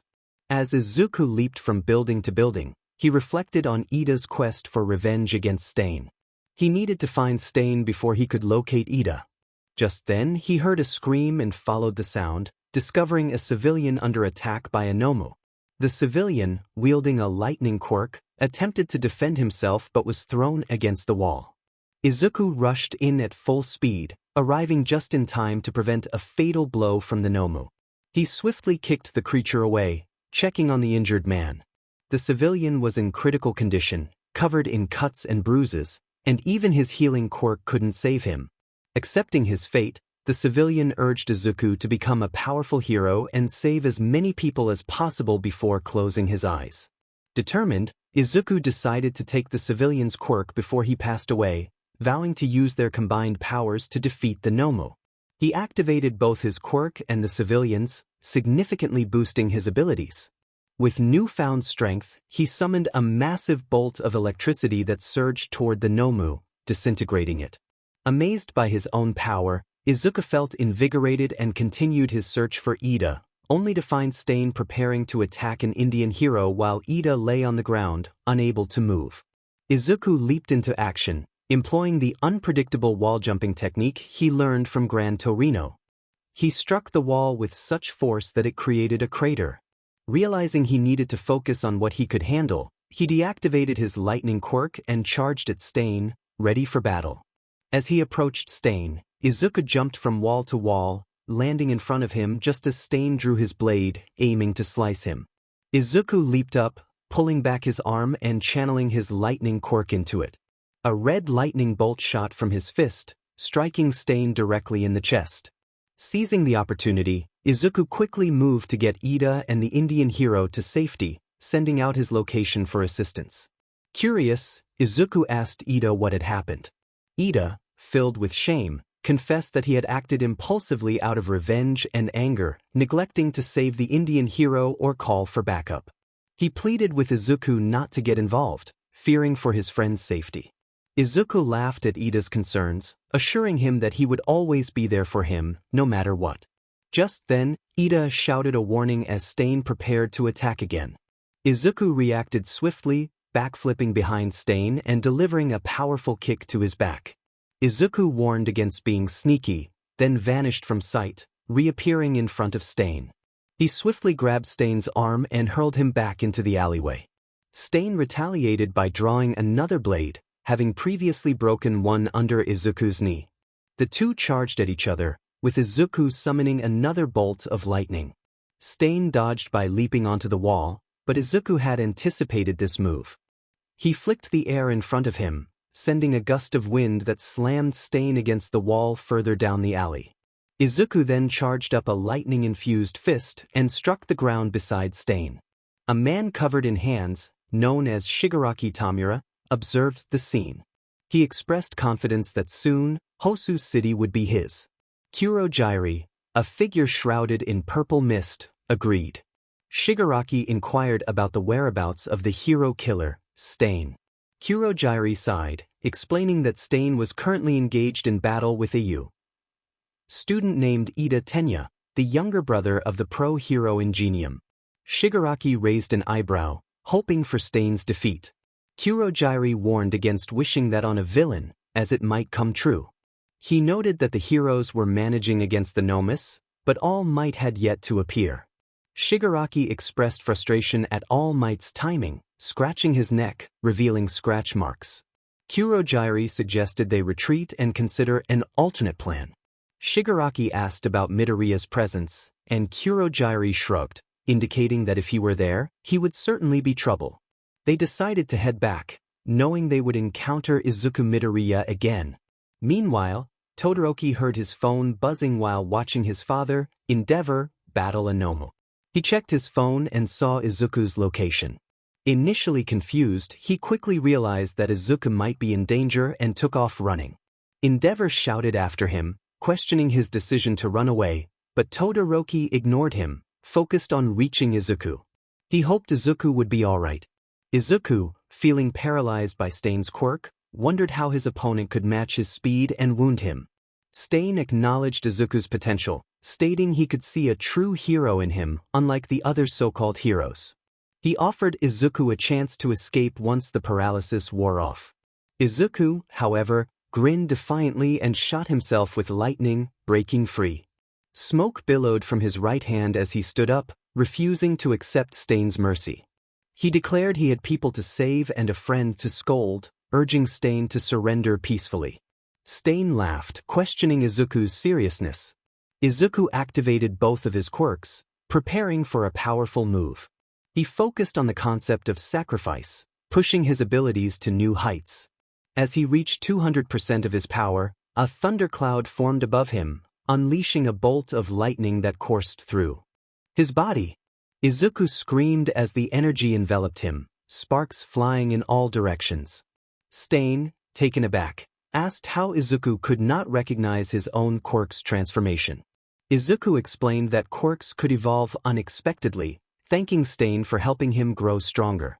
Stain, both shocked and intrigued, challenged Izuku to show him this newfound strength. Stain charged at Izuku with renewed vigor, declaring he would no longer hold back. Izuku grinned, and in a flash he zoomed past Stain, reaching the wall on the opposite side of the street. Stain was astonished, realizing Izuku had become incredibly fast. Izuku summoned more thunder, pushing his power to 215%. He positioned himself to strike, ping his arm back and channeling the thunder into his fist. When he made contact with Stain, the force of the blow sent him crashing into a wall, causing debris to fall around him. Izuku, breathing and exhausted, felt his power begin to fade. His vision blurred as he struggled to remain standing. Just as he began to fall, he was caught in a warm embrace. Looking up, he saw Todoroki's red and white hair. Todoroki reassured him that he was there, but Izuku succumbed to exhaustion. Todoroki, calm yet furious, asked Ida what had happened to Izuku.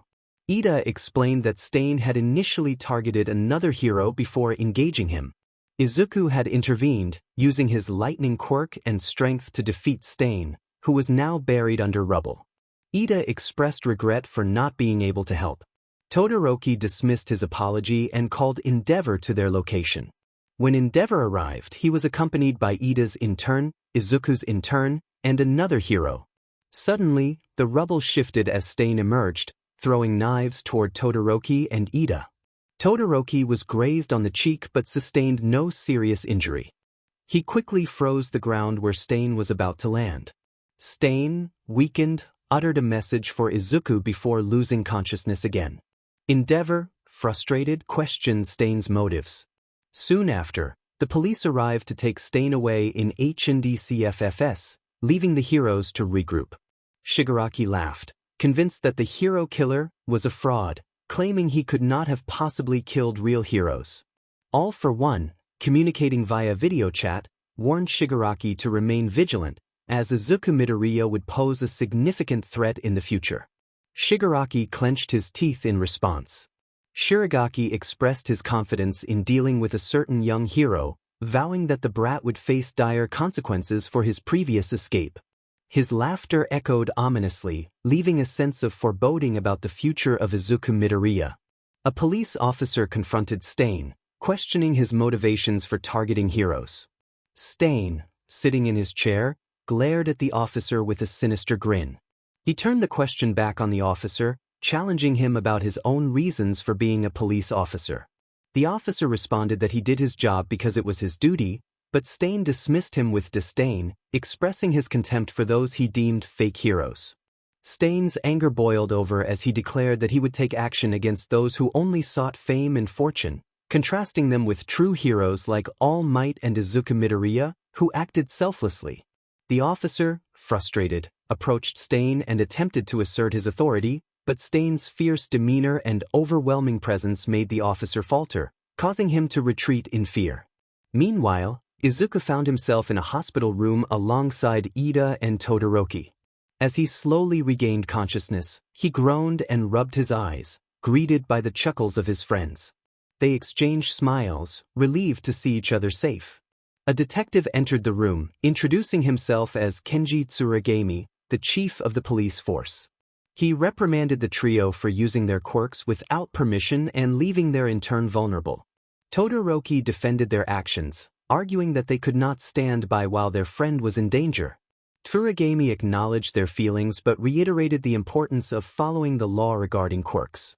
He offered a way out, suggesting that if they chose not to take credit for defeating 𝐼𝐶, the blame could be shifted to another hero. As they processed this information, Mina burst into the classroom, excitedly asking about their internships.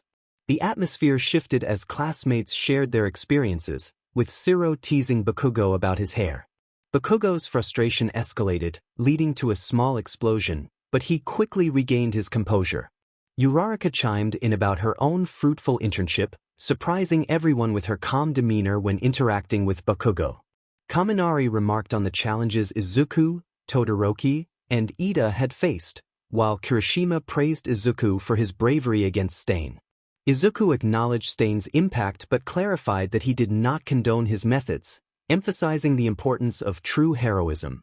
All Might then addressed the class, acknowledging the tough week they had endured. He announced a rescue training race, emphasizing the need for teamwork and caution during the exercise. The first participants were named, including Izuku, Iida, and others, setting the stage for their next challenge. Get to your locations. All Might announced before leaping away. Everyone took their positions, eagerly waiting for All Might to signal the start. Kirishima expressed his belief that 𝐼𝐶 would win, citing that it was his territory. Kaminari countered, suggesting that 𝐼𝐼𝐺𝐸 might take the lead. Todoroki, trying to maintain his composure, stated that Izuku was sure to win. 𝐵𝐵𝐸 bluntly remarked that Deku would finish last. Uraraka, with unwavering faith, declared that Iida would be the victor. Ready, set, go. All Might's voice boomed. Everyone surged forward, with 𝐼𝐶 taking the lead. Kirishima noticed Izuku's unusual stillness. What's Izuku doing? He wondered aloud. 𝐵𝐵𝐸 smirked, thinking to himself that he had known Deku would falter. All Might pondered Izuku's strategy. Izuku was internally frustrated, realizing he couldn't move as planned. He had intended to activate his maximum OFM and use his lightning to propel himself to the finish line. However, the moment he activated his quirk, his body remained unresponsive. He recalled the doctor's warning about his Thunder God form affecting his bones and nerves. If that's the case, then I guess it's no lightning time, he thought, preparing to jump without his quirk. To his surprise, he soared high into the sky. This is incredible, he exclaimed as he began to descend rapidly. With a deep breath, he flipped in midair and landed gracefully next to All Might, unscathed. What was that power? Kirishima and Kaminari asked in astonishment. Uraraka cheered for Deku. 𝐵𝐵𝐸 merely clicked his tongue in annoyance. All Might announced Izuku as the winner, praising his control and newfound strength. What's your max now? He whispered, intrigued. Izuku activated OFM, his eyes widening in realization. 170% now. Both All Might and Izuku were taken aback, with All Might laughing in disbelief. My goodness, Izuku, you've grown stronger. I need to discuss this with Nizu regarding the upcoming test, he said. Izuku, though confused, felt a surge of determination. I'm getting closer to my dream more than ever, he thought as the next contestants prepared to take their turn. Meanwhile, Shigaraki expressed his frustration at their recent loss. Kurohige advised him to remain calm, explaining that their time would come. So, they planned to hijack a camp where their targets would be, aiming to capture Izuku Midoriya and Katsuki 𝐵𝐵𝐸. If they couldn't catch either, they would take someone else instead. Shigaraki began to relax, convinced of their eventual success. Suddenly, a man in a black hoodie with red eyes entered the building. Shigaraki demanded to know who he was, insisting the store was closed. The man urged Shigaraki to breathe, revealing he had come for Izuku, having trained him. Who are you? Shigaraki asked, his irritation growing. The man met his gaze with an icy stare that sent shivers down both Shigaraki and Kurohige's spines. I am take to keep. My quirk is 𝐿𝐻𝐵, which I passed down to my successor, Izuku Midoriya. You ruined everything for me, he stated. Shigaraki and Kurohige exchanged confused glances until realization struck. You're the one with the Jason mask from the day Izuku left, Shigaraki said, anger rising. The man nodded, introducing himself as Tyler. The day we raid their camp is the day I assist you. Now, goodbye, he said before vanishing. Kurohige remarked on how complicated the situation had just become. Izuku had a teacher. This revelation lingered in the air. Alright class, today is the day of the written portion of the test.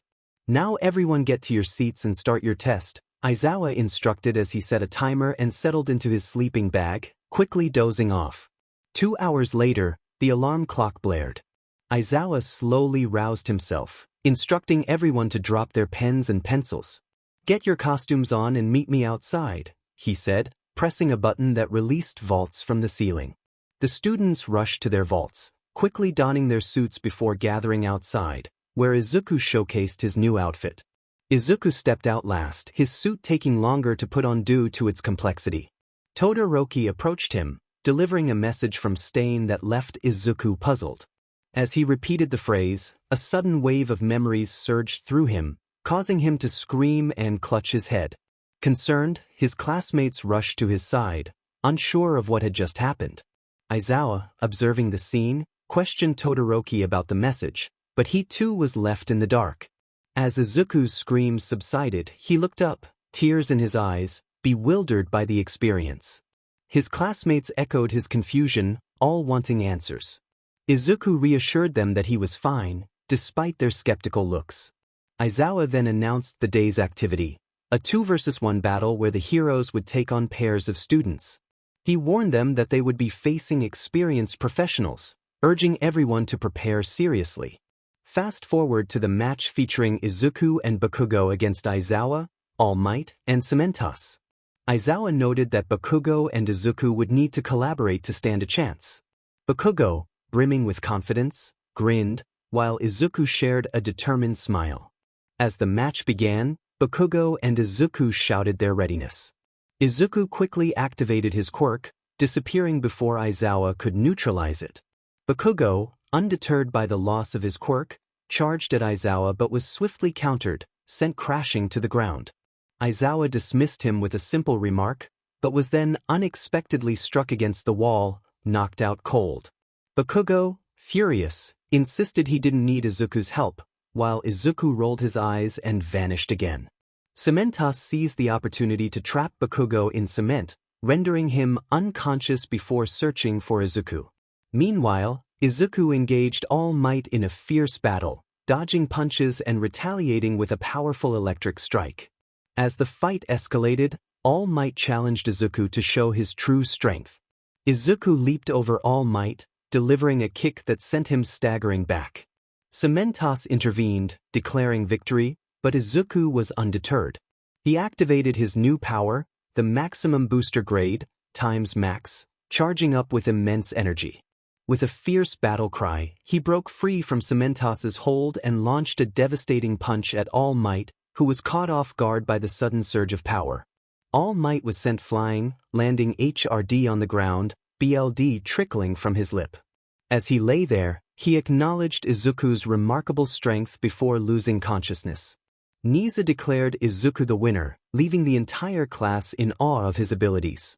With time still remaining on his power, Izuku traveled the world undetected, returning just in time to collapse outside the hospital room where 𝐼𝐼𝐼𝐷 and 𝐶EMENTOS were. 𝗟𝗏, noticing Izuku's unconscious form, summoned a robot to place him on a bed. Small Mike called out to Izuku, who jolted awake, startled. 𝐼𝐼𝐼𝐷 congratulated him on his victory but inquired about the new power boost he had used. Izuku explained the concept behind the maximum booster grade, ×max, which allowed him to reach 1000% power without backlash, though it left him exhausted afterward. As they shared a laugh about the situation, 𝗟𝗏 interjected, reminding them that Izuku was in the hospital due to his injuries. Aizawa later addressed the class, announcing that everyone had passed, much to their excitement about the upcoming camping trip. He informed them they had 4 days to prepare for a week at the campsite. Understood. Everyone nodded as Izuku dismissed them. 4 days later, Mina cheerfully asked if everyone was ready. The excitement was palpable as they all shouted and boarded the bus for a 4-hour ride. Izuku sat alone at the back, trying to process the memories he had received that day.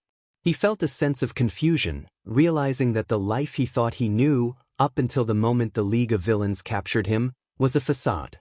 He was now questioning the reality of his current experiences. The bus came to a stop as Izuku instructed everyone to disembark. They were greeted by 2 members of the Wild Pussycats, and the class exchanged glances at the hero's antics. Pixie Bob used her quirk to launch the class off the cliff. Bakugo assisted 𝐼𝐼𝐻𝐿 down to the ground, while Kirishima helped Mina by hardening his legs to cushion her fall. Todoroki created an ice slide for Momo, and Kaminari and Jiraiya tumbled down together. Dark Shadow carefully helped 𝐶𝑢, while Tailman and Invisible Girl landed in a heap. Izuku activated his quirk and zoomed ahead to the bottom. Todoroki looked around, puzzled, as he asked where Izuku had gone. The class collectively shouted in frustration, realizing Izuku had left them behind just as rock monsters emerged from the forest, ready to attack. Meanwhile, Izuku was relaxing on the roof of a nearby building when he heard 𝐼𝐻𝐿 calling out to him. He jumped down in front of her, introducing himself. 𝐼𝐻𝐿 was surprised that he had arrived before anyone else. She inquired how he had gotten there so quickly, to which Izuku shrugged and playfully remarked on his speed before leaving her to ponder. As noon approached, the class rushed into the lunchroom, breathing and eager. Izuku commended them on their performance, noting that they had done well, even with one of their classmates already present. Curiosity filled the room until Izuku emerged from the lunchroom, rubbing his full stomach and expressing his satisfaction with the meal. He casually mentioned heading to his room for a nap, prompting amused glances from his classmates, who all thought he needed some guidance. Izuku continued on his way until he encountered a boy wearing a spiked hat. The boy glared at him before unexpectedly punching Izuku, causing him to fall to his knees in surprise. The boy expressed disdain for heroes, claiming they were weak and only motivated by money and fame, warning Izuku that they would flee when danger truly struck. After the boy walked away, 𝐼𝐻𝐿 apologized for her nephew's behavior, explaining that he had a troubled history with heroes. Izuku felt sympathy for the boy, named 𝐻𝐿, and thanked 𝐼𝐻𝐿 before searching for him, but 𝐻𝐿 was nowhere to be found. 𝐼𝐻𝐿 then asked Izuku if he was hurt, to which he blushed and hurriedly denied it, eager to find 𝐻𝐿. As he dashed away, 𝐼𝐻𝐿 smiled, thinking he was endearing. Izuku activated his quirk and sped through the forest, eventually reaching the mountain, the only place he hadn't searched. Upon arriving, he spotted 𝐻𝐿 lying on the ground, gazing up at the stars. When Izuku made some noise, 𝐻𝐿 jumped up, startled, and demanded to know how he had found him. Izuku reassured him that he meant no harm and was there to help. 𝐻𝐿, confused, asked what Izuku meant by that. Izuku encouraged him to share his story, wanting to learn more about him. As 𝐻𝐿 opened up about his life, he began to cry, recounting his painful memories. They remained together until 𝐻𝐿 fell asleep on Izuku's lap. With a gentle smile, Izuku picked him up and carried him back to 𝐼𝐻𝐿. The next day, the class was awakened early by 𝐼𝐻𝐿's enthusiastic voice. Ochako groaned about wanting more sleep, while Bakugo grumbled in annoyance. Izuku began to explain the day's activities, but Izuku interrupted, eagerly asking what they would be doing. Izuku glared at him, activating his quirk, but Izuku quickly countered with his own, surprising Izuku. With a resigned sigh, Izuku announced that they would be training. The class collectively sighed, but Izuku, Todoroki, Bakugo, and a few others were ready to embrace the challenge. Izuku explained that their training had enhanced their quirks to match their physical strength. He retrieved the same ball from their initial test and tossed it to Izuku, asking him to demonstrate how far he could throw it this time. Izuku nodded, recalling that he had thrown it 32,550 miles previously. Izuku estimated that Izuku should be able to throw it even farther this time. With determination, Izuku prepared to showcase his special skill, focusing intently as he activated his quirk. His arm glowed with a brilliant white light as green, red, and black lightning coursed through it. Izuku unleashed a powerful shout, declaring his attack. He was enveloped in a storm of blue lightning, and with a swift motion, he prepared to launch his strike. The force of his throw shattered the sound barrier multiple times before a bolt of thunder erupted from his left arm, propelling the ball into the sky. Aizawa and the rest of the class watched in awe at the incredible display of power. Aizawa noted that Izuku had far surpassed his previous mark of 32,550 miles. The ball landed not on Earth, but on the moon, creating yet another crater. Aizawa, slightly exasperated, acknowledged Izuku's unexpected strength and decided to focus on the rest of the class. Izuku sighed, glancing around the campus at 7:40 in the morning, still energized from his maximum booster. He opted to run around the campus, seeking something to occupy his time. After completing numerous laps around the campus, Izuku stumbled upon Koda's secret hideout and took a seat atop a mountain.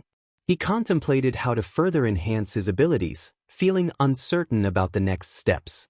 Suddenly, a voice interrupted his thoughts, offering assistance. Izuku instinctively activated his quirk and assumed a defensive stance, wary of the mysterious figure before him. The man, cloaked in a robe with a mask and shades obscuring his face, exuded an unsettling aura. Izuku sensed the malevolence within him but recognized that he was outmatched at his current strength.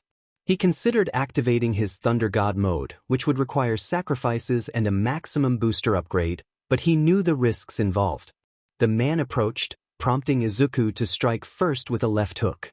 The figure countered with a quirk that mirrored Izuku's own, blocking the attack. Izuku attempted to leap over him for a kick, but the man ducked and retaliated, sending Izuku crashing against the wall. The masked man taunted him, suggesting he was weaker than expected. As smoke enveloped him, Izuku maximized his healing abilities and discovered a new skill called Upgrade. This skill allowed him to convert damage dealt or received into upgrade points, enhancing his other quirks and strengths. Fueled by determination, Izuku charged at the man with a lightning-infused fist aimed at his face. The man evaded, bending backward and delivering a kick that sent Izuku soaring. Izuku smirked, summoning thunder to strike down at the man, who narrowly escaped the attack. The bolt hit the ground, creating an area that would be dangerous to touch for a brief PRD. Izuku strategized, realizing that he could create a more effective attack, especially since evasion would be nearly impossible without flight. He activated his quirk again, propelling himself toward the masked figure. The man, now revealing his maximum power, claimed that Izuku was no match for him. As Izuku launched himself forward, the man dodged his punch, leaving Izuku frustrated. He demanded to know how the man knew about his quirk, which he believed he had created himself. The masked man reminded Izuku of the original creator of the quirk, hinting at a deeper connection. He suggested that they postpone their confrontation, warning Izuku to grow stronger or face dire consequences. He then offered advice on how to enhance his abilities by acquiring the quirks of villains. Izuku nodded, feeling the weight of the man's presence. The figure introduced himself as Tyler before vanishing, leaving Izuku to ponder the implications of their encounter. As he collected his thoughts, Izuku was unaware that danger was lurking nearby. A raven-haired man with purple markings on his face inquired if everyone was ready. A figure in a detective coat and clown mask stepped forward, expressing concern about Izuku's growing strength. 𝗂𝐷𝐵, the raven-haired man, dismissed the worry, stating their primary target was Bakugo. A girl with blonde hair chimed in, eager for action, while another man expressed doubts about their chances of success. 𝗂𝐵, unfazed, instructed the group to proceed with their plan, emphasizing the importance of capturing either Bakugo or Izuku. The day was bright and serene, with birds chirping, creating an atmosphere of tranquility. However, that peace was about to shatter. Izuku and Bakugo were engaged in a sparring match under Aizawa's guidance. Izuku had reached a new peak of power, now at 200%, thanks to the rigorous training he had endured over the past 2 days. The fight felt one-sided, as Izuku frequently vanished and reappeared to launch surprise attacks, showcasing his incredible speed and skill. 𝐾𝐭𝐡𝐨𝐫 shouted in frustration, challenging Izuku to fight. The impact of Izuku's punch sent 𝐾𝐭𝐡𝐴 crashing into a tree, splitting it in half. Izuku remarked that if he were to truly engage 𝐾𝐭𝐡𝐴 without relying on his speed, this would have been the outcome of their battles every time. He believed 𝐾𝐭𝐡𝐴 stood no chance against him at his current strength. Filled with anger, 𝐾𝐭𝐡𝐴 emerged from the wreckage of the tree and charged at Izuku once more. Aizawa, observing the scene, declared Izuku the winner, stating he had anticipated the result and questioned why he even allowed the match to continue. 𝐾𝐭𝐡𝐴, fuming, stormed off while shouting his intent to become stronger and defeat Izuku one day. Izuku sighed, noticing the reactions of their classmates, who were taken aback by the confrontation. 𝗟𝗏 hurried after 𝐾𝐭𝐡𝐴, calling out his name. Aizawa then instructed everyone to return to the campsite for a break. Suddenly, Izuku felt a familiar punch to his stomach, though no one was there. It reminded him of a traumatic incident from his childhood when 𝐾𝐭𝐡𝐴 had nearly harmed him. A sense of foreboding washed over him, suggesting that something significant and troubling was about to occur that night. As the group settled down for a meal, Monoma attempted to make a grand entrance, but Izuku interrupted him, playfully sending him flying with a gust of wind. Laughter erupted from everyone, including Class 1B. After greeting his classmates, Izuku returned to his seat, enjoying his meal alone. Monoma, filled with determination, vowed to find a powerful quirk to copy and make Izuku regret his actions. Izuku, amused, approached Monoma, offering to share his quirk, which he claimed was quite strong. Monoma eagerly accepted, but Izuku warned him that his quirk could be painful for those deemed unworthy. As Monoma began to feel the effects, Izuku returned to his meal, leaving everyone in awe of what had just transpired. Itsuka rushed to check on Monoma, carefully escorting him to the nurse's office. Aizawa announced that the class would engage in more training, prompting groans of discontent from the students. Kaminari questioned the necessity of more workouts so soon, but Aizawa insisted they needed to maximize their efforts before the trip concluded. He instructed everyone to change into workout clothes and meet him outside, hinting that the upcoming training would be challenging. Aizawa explained that due to the rivalry between classes 1A and 1B, they would hold a championship to determine which class was stronger. The students reacted with surprise at the announcement. Iida, concerned for their safety, voiced his worries, but Aizawa dismissed them with a grin, teasing that Class 1A should not fear Class 1B, a class not yet well known. Izuku reassured Iida, encouraging him to focus on defeating their rivals. Iida, motivated, rallied the class to show Class 1B their strength. As the brawl began, only Todoroki, Bakugo, Izuku, and Monoma remained standing. Monoma boasted about defeating the top three but was quickly silenced when Izuku knocked him out with a swift punch.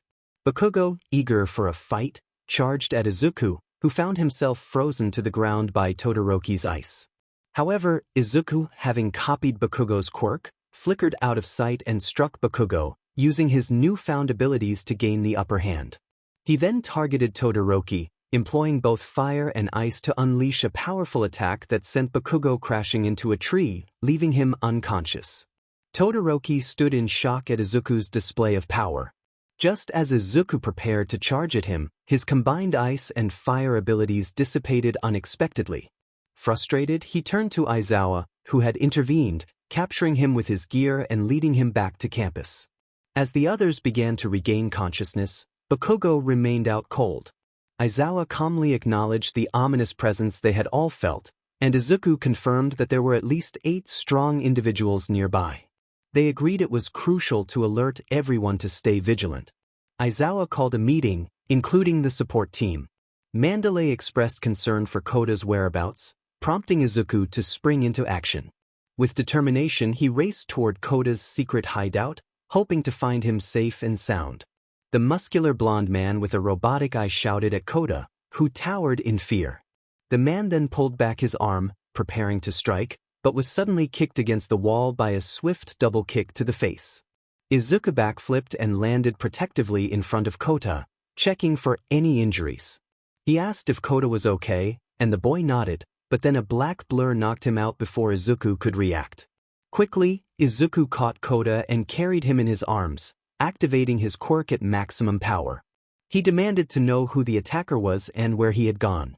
The robed figure appeared before Izuku, revealing himself as Tyler, the only person who understood Izuku's quirk. Izuku felt a surge of fear, realizing that Tyler was now an adversary. Tyler nodded in acknowledgement and discarded his robe, activating his quirk at a level comparable to Izuku's. He charged at Izuku with incredible speed, which Izuku could barely track. Izuku set 𝐻𝐻𝐬 down and unleashed his lightning, calling forth thunderbolts from the darkening sky. Tyler dodged them effortlessly until Izuku unexpectedly landed a punch, sending Tyler crashing into a thunderbolt that left him momentarily stunned. Izuku felt a rush of triumph, believing he had defeated Tyler, but the man groaned and stood up, remarking that Izuku would need to be stronger to truly defeat him. Tyler then increased his power and vanished, leaving only dust in his wake. Izuku frantically scanned his surroundings, aware that he had to defeat Tyler while also protecting 𝐻𝐻𝐬.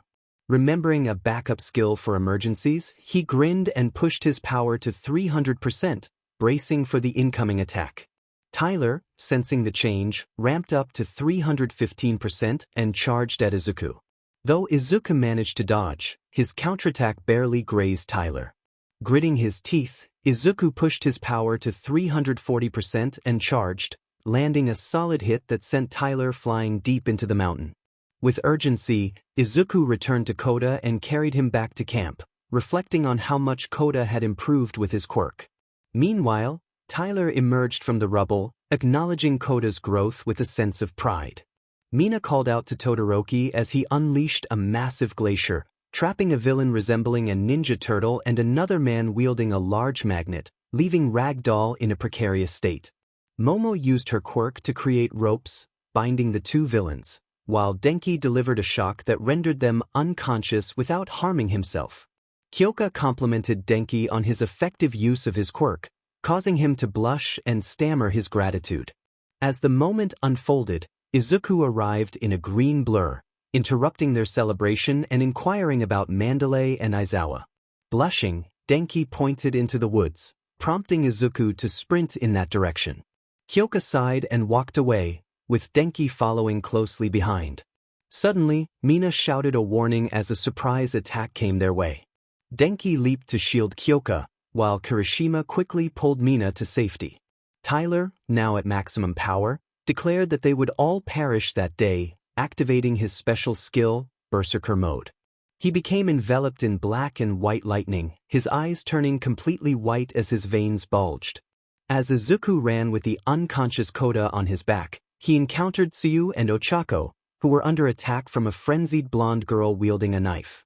Izuku swiftly intervened, kicking the assailant into a tree and knocking her out. He commanded his teammates to capture her, and they expressed their gratitude in unison. Izuku finally located Mandalay and Aizawa, who were engaged in a losing battle against a Nomu using martial arts. He handed 𝐻𝐻𝐬 over to Mandalay and unleashed the quirks he had copied earlier, incinerating the Nomu. Just as he was about to suggest a retreat, an explosion echoed from the direction of his classmates. Realizing the urgency, he urged everyone to regroup at camp for a more strategic approach. Mandalay questioned how they would accomplish that, and Aizawa, with a hint of annoyance, reminded her of her quirk. Upon arriving back at the scene, Izuku was filled with anger. He found Mina unconscious against a tree, with Kirishima shielding her. Denki was in a dazed state, while 𝐾𝐿 struggled to drag him away, visibly injured. Momo and Todoroki were still battling Tyler, who easily countered Shoto's ice attack, sending him crashing through several trees. Izuku shouted as he activated his ultimate power, reaching 1000%. He combined this with his Thunder God form, charging at Tyler with such force that he created a deep crater with his first step. Izuku's punch connected with Tyler, sending him disintegrating into nothingness. Afterward, Izuku shot healing lightning bolts at his friends, instantly restoring their strength. He then raced off, searching for someone he wished he had never encountered. Izuku found Katsuki slung over a villain's shoulder, his body marked with purple patches. Acting quickly, Izuku grabbed Bakugo by the leg and used his lightning-enhanced speed to throw him away from danger, sending him tumbling into a portal created by 𝐼𝐻𝐬. Izuku found himself back in a place he had hoped never to return to. A voice greeted him, asking if he was ready for another round of torment. Shigaraki grabbed Izuku by the neck and hurled him through another portal, sending him back to his old room. Izuku sat on his old bed, reflecting on his circumstances as a Nomu for the League. The door creaked open, revealing a man with raven hair who had previously taken Bakugo. He introduced himself as 𝐼𝐻𝐬 and took a seat, locking eyes with Izuku. Izuku leaned forward with a mischievous grin, challenging 𝐼𝐻𝐬's intentions. 𝐼𝐻𝐬 warned him that his tough facade would soon crumble and that he would face consequences for his defiance. He mentioned that 𝐼𝐻𝐬 would be visiting soon and left, chuckling as he exited the room, leaving Izuku alone with his thoughts. In another part of the hideout, 𝐼𝐻𝐬 inquired about Izuku's fate. Shigaraki explained that they could hold him for questioning or resort to less pleasant methods when boredom struck. Kurogiri reminded them of their MSDR's orders to wait before administering a certain drag. Shigaraki expressed frustration at the idea of an obedient Izuku, while Toga chimed in, revealing her fascination with chaos. 𝐼𝐻𝐬, feeling tired, left the room, and Shigaraki prepared to fulfill his duty, hoping for a favorable outcome that would aid their plans. Meanwhile, Izuku remained on his bed, frustrated and yearning for freedom. He longed to return to his classmates, who he hoped were searching for him. Suddenly, he heard a commotion at the door as Shigaraki struggled to break it down. Izuku, finding humor in the situation, teased Shigaraki, who was growing increasingly agitated. As the door decayed under Shiragaki's power, he burst through, confronting Izuku with anger. Despite the confrontation, Izuku found amusement in the chaos. After a relentless hour of confrontation, Shiragaki resorted to using a syringe filled with a dark liquid on Izuku, who writhed in pain. Shiragaki watched with twisted glee as Izuku screamed, eventually collapsing and spitting blood. Shiragaki commanded Izuku to rise, and as the chains binding him fell away, Izuku complied, sensing a shift in their dynamic. In a different location, All Might inquired about Izuku's whereabouts, causing a somber atmosphere to envelop the class. 𝐻𝐻𝐬 revealed that Izuku had been captured, struggling to contain his emotions. Anger surged within 𝐻𝐻𝐬 as he confronted Bakugo, blaming him for Izuku's predicament. He expressed his frustration at Bakugo's lack of accountability, highlighting Izuku's selflessness in choosing to save him despite their troubled history. Bakugo, taken aback by 𝐻𝐻𝐬's outburst, retaliated, insisting that he had not asked for Izuku's help, revealing the tension that lingered between them. Bakugo stormed off after his confrontation with 𝐻𝐻𝐬, shoving his hands into his pockets as he walked away. All Might approached 𝐻𝐻𝐬, placing a reassuring hand on his shoulder, only for 𝐻𝐻𝐬 to quickly move away due to the heat radiating from him. 𝐻𝐻𝐬 expressed his longing to have Izuku back, stating that until then, he preferred to be left alone. With blue flames flickering around him, he walked away, prompting Momo to look at him with concern before following. Aizawa entered the room, papers in hand, announcing that they had found what they were looking for. He handed the papers to All Might, who read them with growing excitement. He informed 𝐻𝐻𝐬 that they had located Izuku and that they would rescue him that very day. All Might then left the room, leaving Aizawa and the remaining students behind. Aizawa instructed everyone to stay put and not to interfere, emphasizing that they didn't want to complicate matters further. The students nodded in understanding and dispersed. Aizawa gazed out the window, silently wishing for the safety of the troubled student. All Might confronted Nizu, expressing his frustration over the delay in their rescue plans. He argued that they had pinpointed Izuku's location and that time was of the essence, fearing for Izuku's safety. Nizu calmly explained that they weren't ready for an attack, as many heroes were still occupied with other duties. He urged All Might to remain patient and trust in Izuku's strength. All Might, feeling remorseful for the heated exchange between Todoroki and Bakugo, apologized for his impatience. Nizu reassured him that it was his responsibility to protect both students and citizens, encouraging him to stay composed. All Might left feeling somewhat reassured, grateful for Nizu's support. Meanwhile, Shiragaki stood nervously as All for One checked on their captive, Izuku. All for One reached for Izuku's chin, but Izuku bit him, prompting 𝐼𝐴 to swiftly restrain him with chains. He noted that the drag had not fully taken effect but expected Shigaraki to maintain control over Izuku. After giving Shigaraki instructions to prepare for an impending confrontation, 𝐼𝐴 activated his portal quirk and vanished, leaving Shigaraki alone with Izuku, who was still under the influence of the drag. In a fit of anger, Shigaraki struck Izuku, decaying his forearm as a warning. He threatened Izuku, vowing to ensure he would be powerless if he embarrassed him again. After a moment of venting his frustration, Shigaraki left the room, leaving Izuku battered and unable to recognize himself. Meanwhile, Bakugo was seething with rage, vowing to find and confront the one he blamed for his troubles. He was suddenly interrupted by a mysterious figure who taunted him, causing Bakugo to enter a fighting stance, ready to unleash his explosive powers. The figure warned him that he was trapped and that no amount of anger would help him defeat an unseen foe. Bakugo attempted to use his signature move but was thwarted when ice captured his hands, and a pillar of earth struck him, causing him to cough.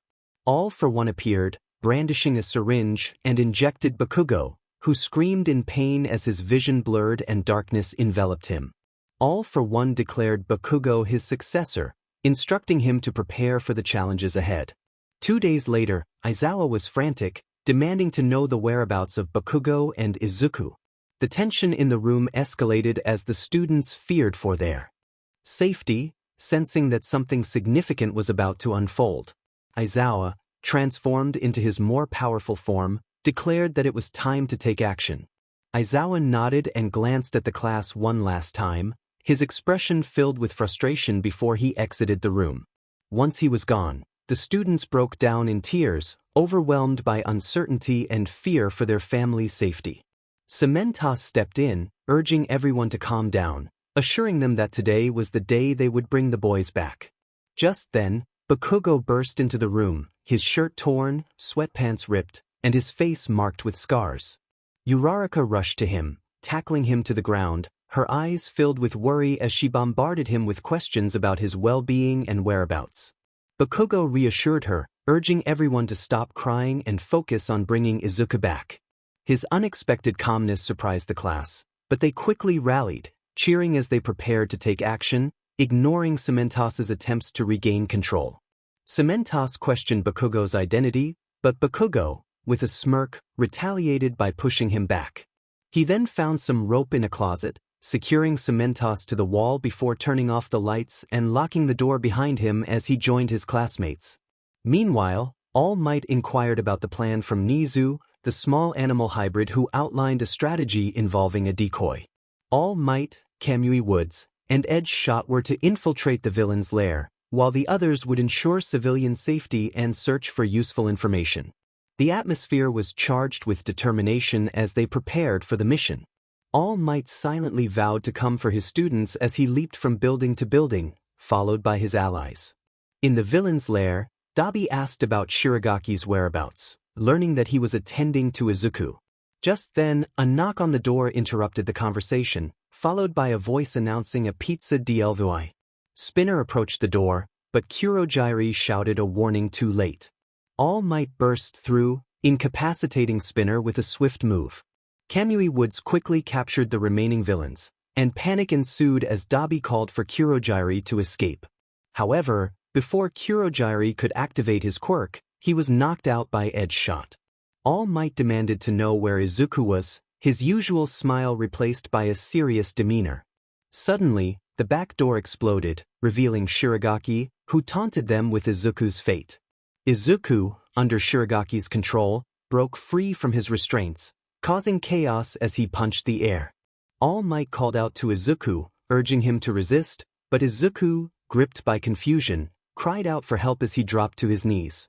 𝐾𝐮𝐲 swiftly carried him away as 𝐼𝐴 unleashed a powerful attack that destroyed the building behind them.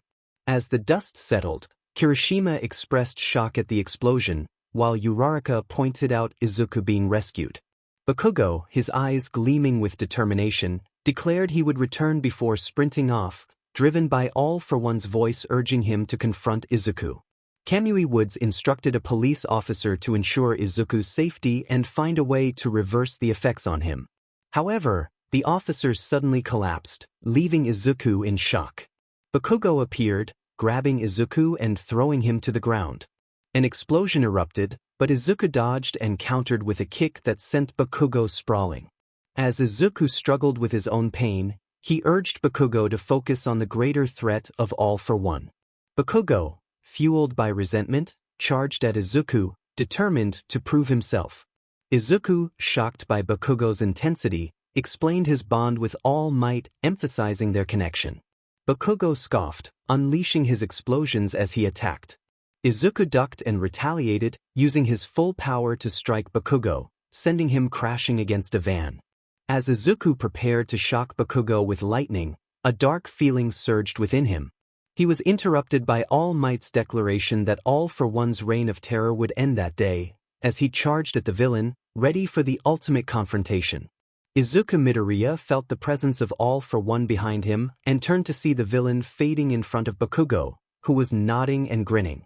All for One then directed his attention to Izuku, extending his hand and sending him crashing into the midst of the battle between All Might and himself, colliding directly with All Might's punch. 𝐒𝐮𝐬𝐷 shouted at Class 1A, expressing her alarm at their presence. Mina responded, explaining that Bakugo had invited them to help.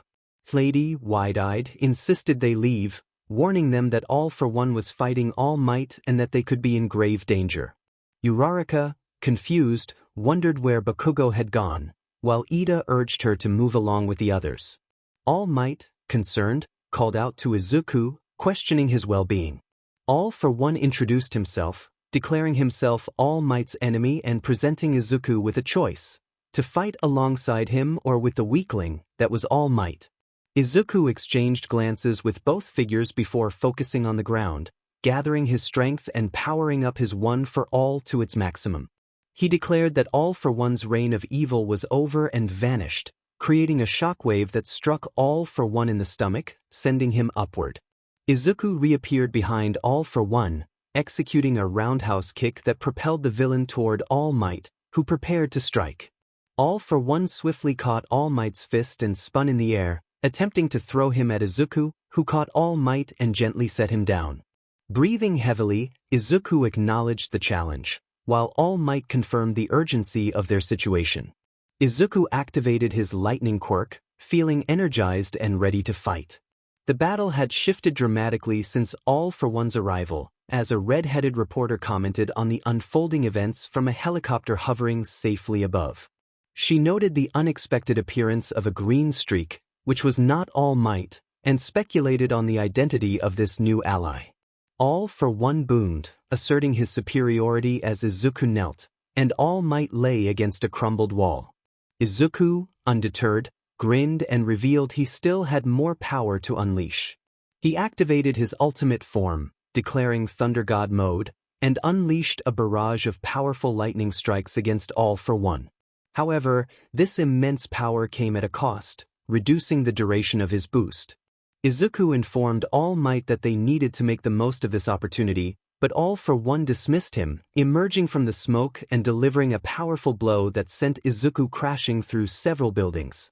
All Might called out to Izuku, but All for One restrained him, slamming him down repeatedly before launching him into the air and igniting his fire quirk. As All Might's form was engulfed in flames, All for One laughed, believing he had triumphed. However, Izuku, fueled by rage, struck All for One, forcing him against the wall. Concerned for All Might, Izuku rushed to his side, but All Might, in a weakened state, urged Izuku to become his successor. He handed Izuku a strand of his hair, insisting that he consume it to inherit his power. With tears in his eyes, Izuku obeyed, vowing to avenge All Might. He struggled to activate his quirk but discovered the presence of One for All within him. Realizing its similarities to his own power, he resolved to stop All for One until he could use his quirk again. As he scanned the area for the villain, All for One ensnared him with his earth quirk, threatening him with deadly intent. A voice echoed in Izuku's mind, urging him to use the United States of Smash.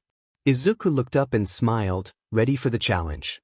He broke free from the ground's grip and dashed away from All for One, circling around the notorious villain. All for One, growing increasingly frustrated, struck the ground with a powerful punch, sending Izuku tumbling. However, Izuku quickly regained his footing and charged at 𝐼, preparing for his ultimate move, the United States of Smash. He called out to the villain, asserting his determination. With a fierce grip, Izuku seized 𝐼's head and slammed it down. Balancing on 𝐼's head, he aimed his fist at the villain's chest, channeling all his strength. He unleashed his iconic attack, the United States of Smash, with a roar that echoed through the battlefield. The clash marked the end of the battle. The aftermath revealed numerous injuries, one villain captured, and the heroes emerged victorious, though the loss of their symbol of peace weighed heavily on them. The news reported on Izuku Midoriya, the hero in training who had played a crucial role in the battle. Despite his bravery, he faced consequences for lacking a hero license. The reporter acknowledged his heroism, suggesting that he might one day become the next symbol of peace. Meanwhile, 𝐼𝐮𝐲𝐸 expressed his frustration over the situation, scratching at his neck, leaving marks behind. Kurohige attempted to calm him, reminding him of Bakugo's potential to be controlled by their MSTR. 𝐼𝐮𝐲𝐸 vented his anger, feeling overlooked, but then received a call from Bakugo, who had been instructed to arrange a meeting. 𝐼𝐮𝐲𝐸 agreed, plotting their next move against the heroes. 2 days later, a somber atmosphere enveloped the city following All Might's confirmed death. Heroes, civilians, and children mourned the loss of their symbol of peace, while the crime rate surged. The heroes needed to remain vigilant as the world faced an uncertain future.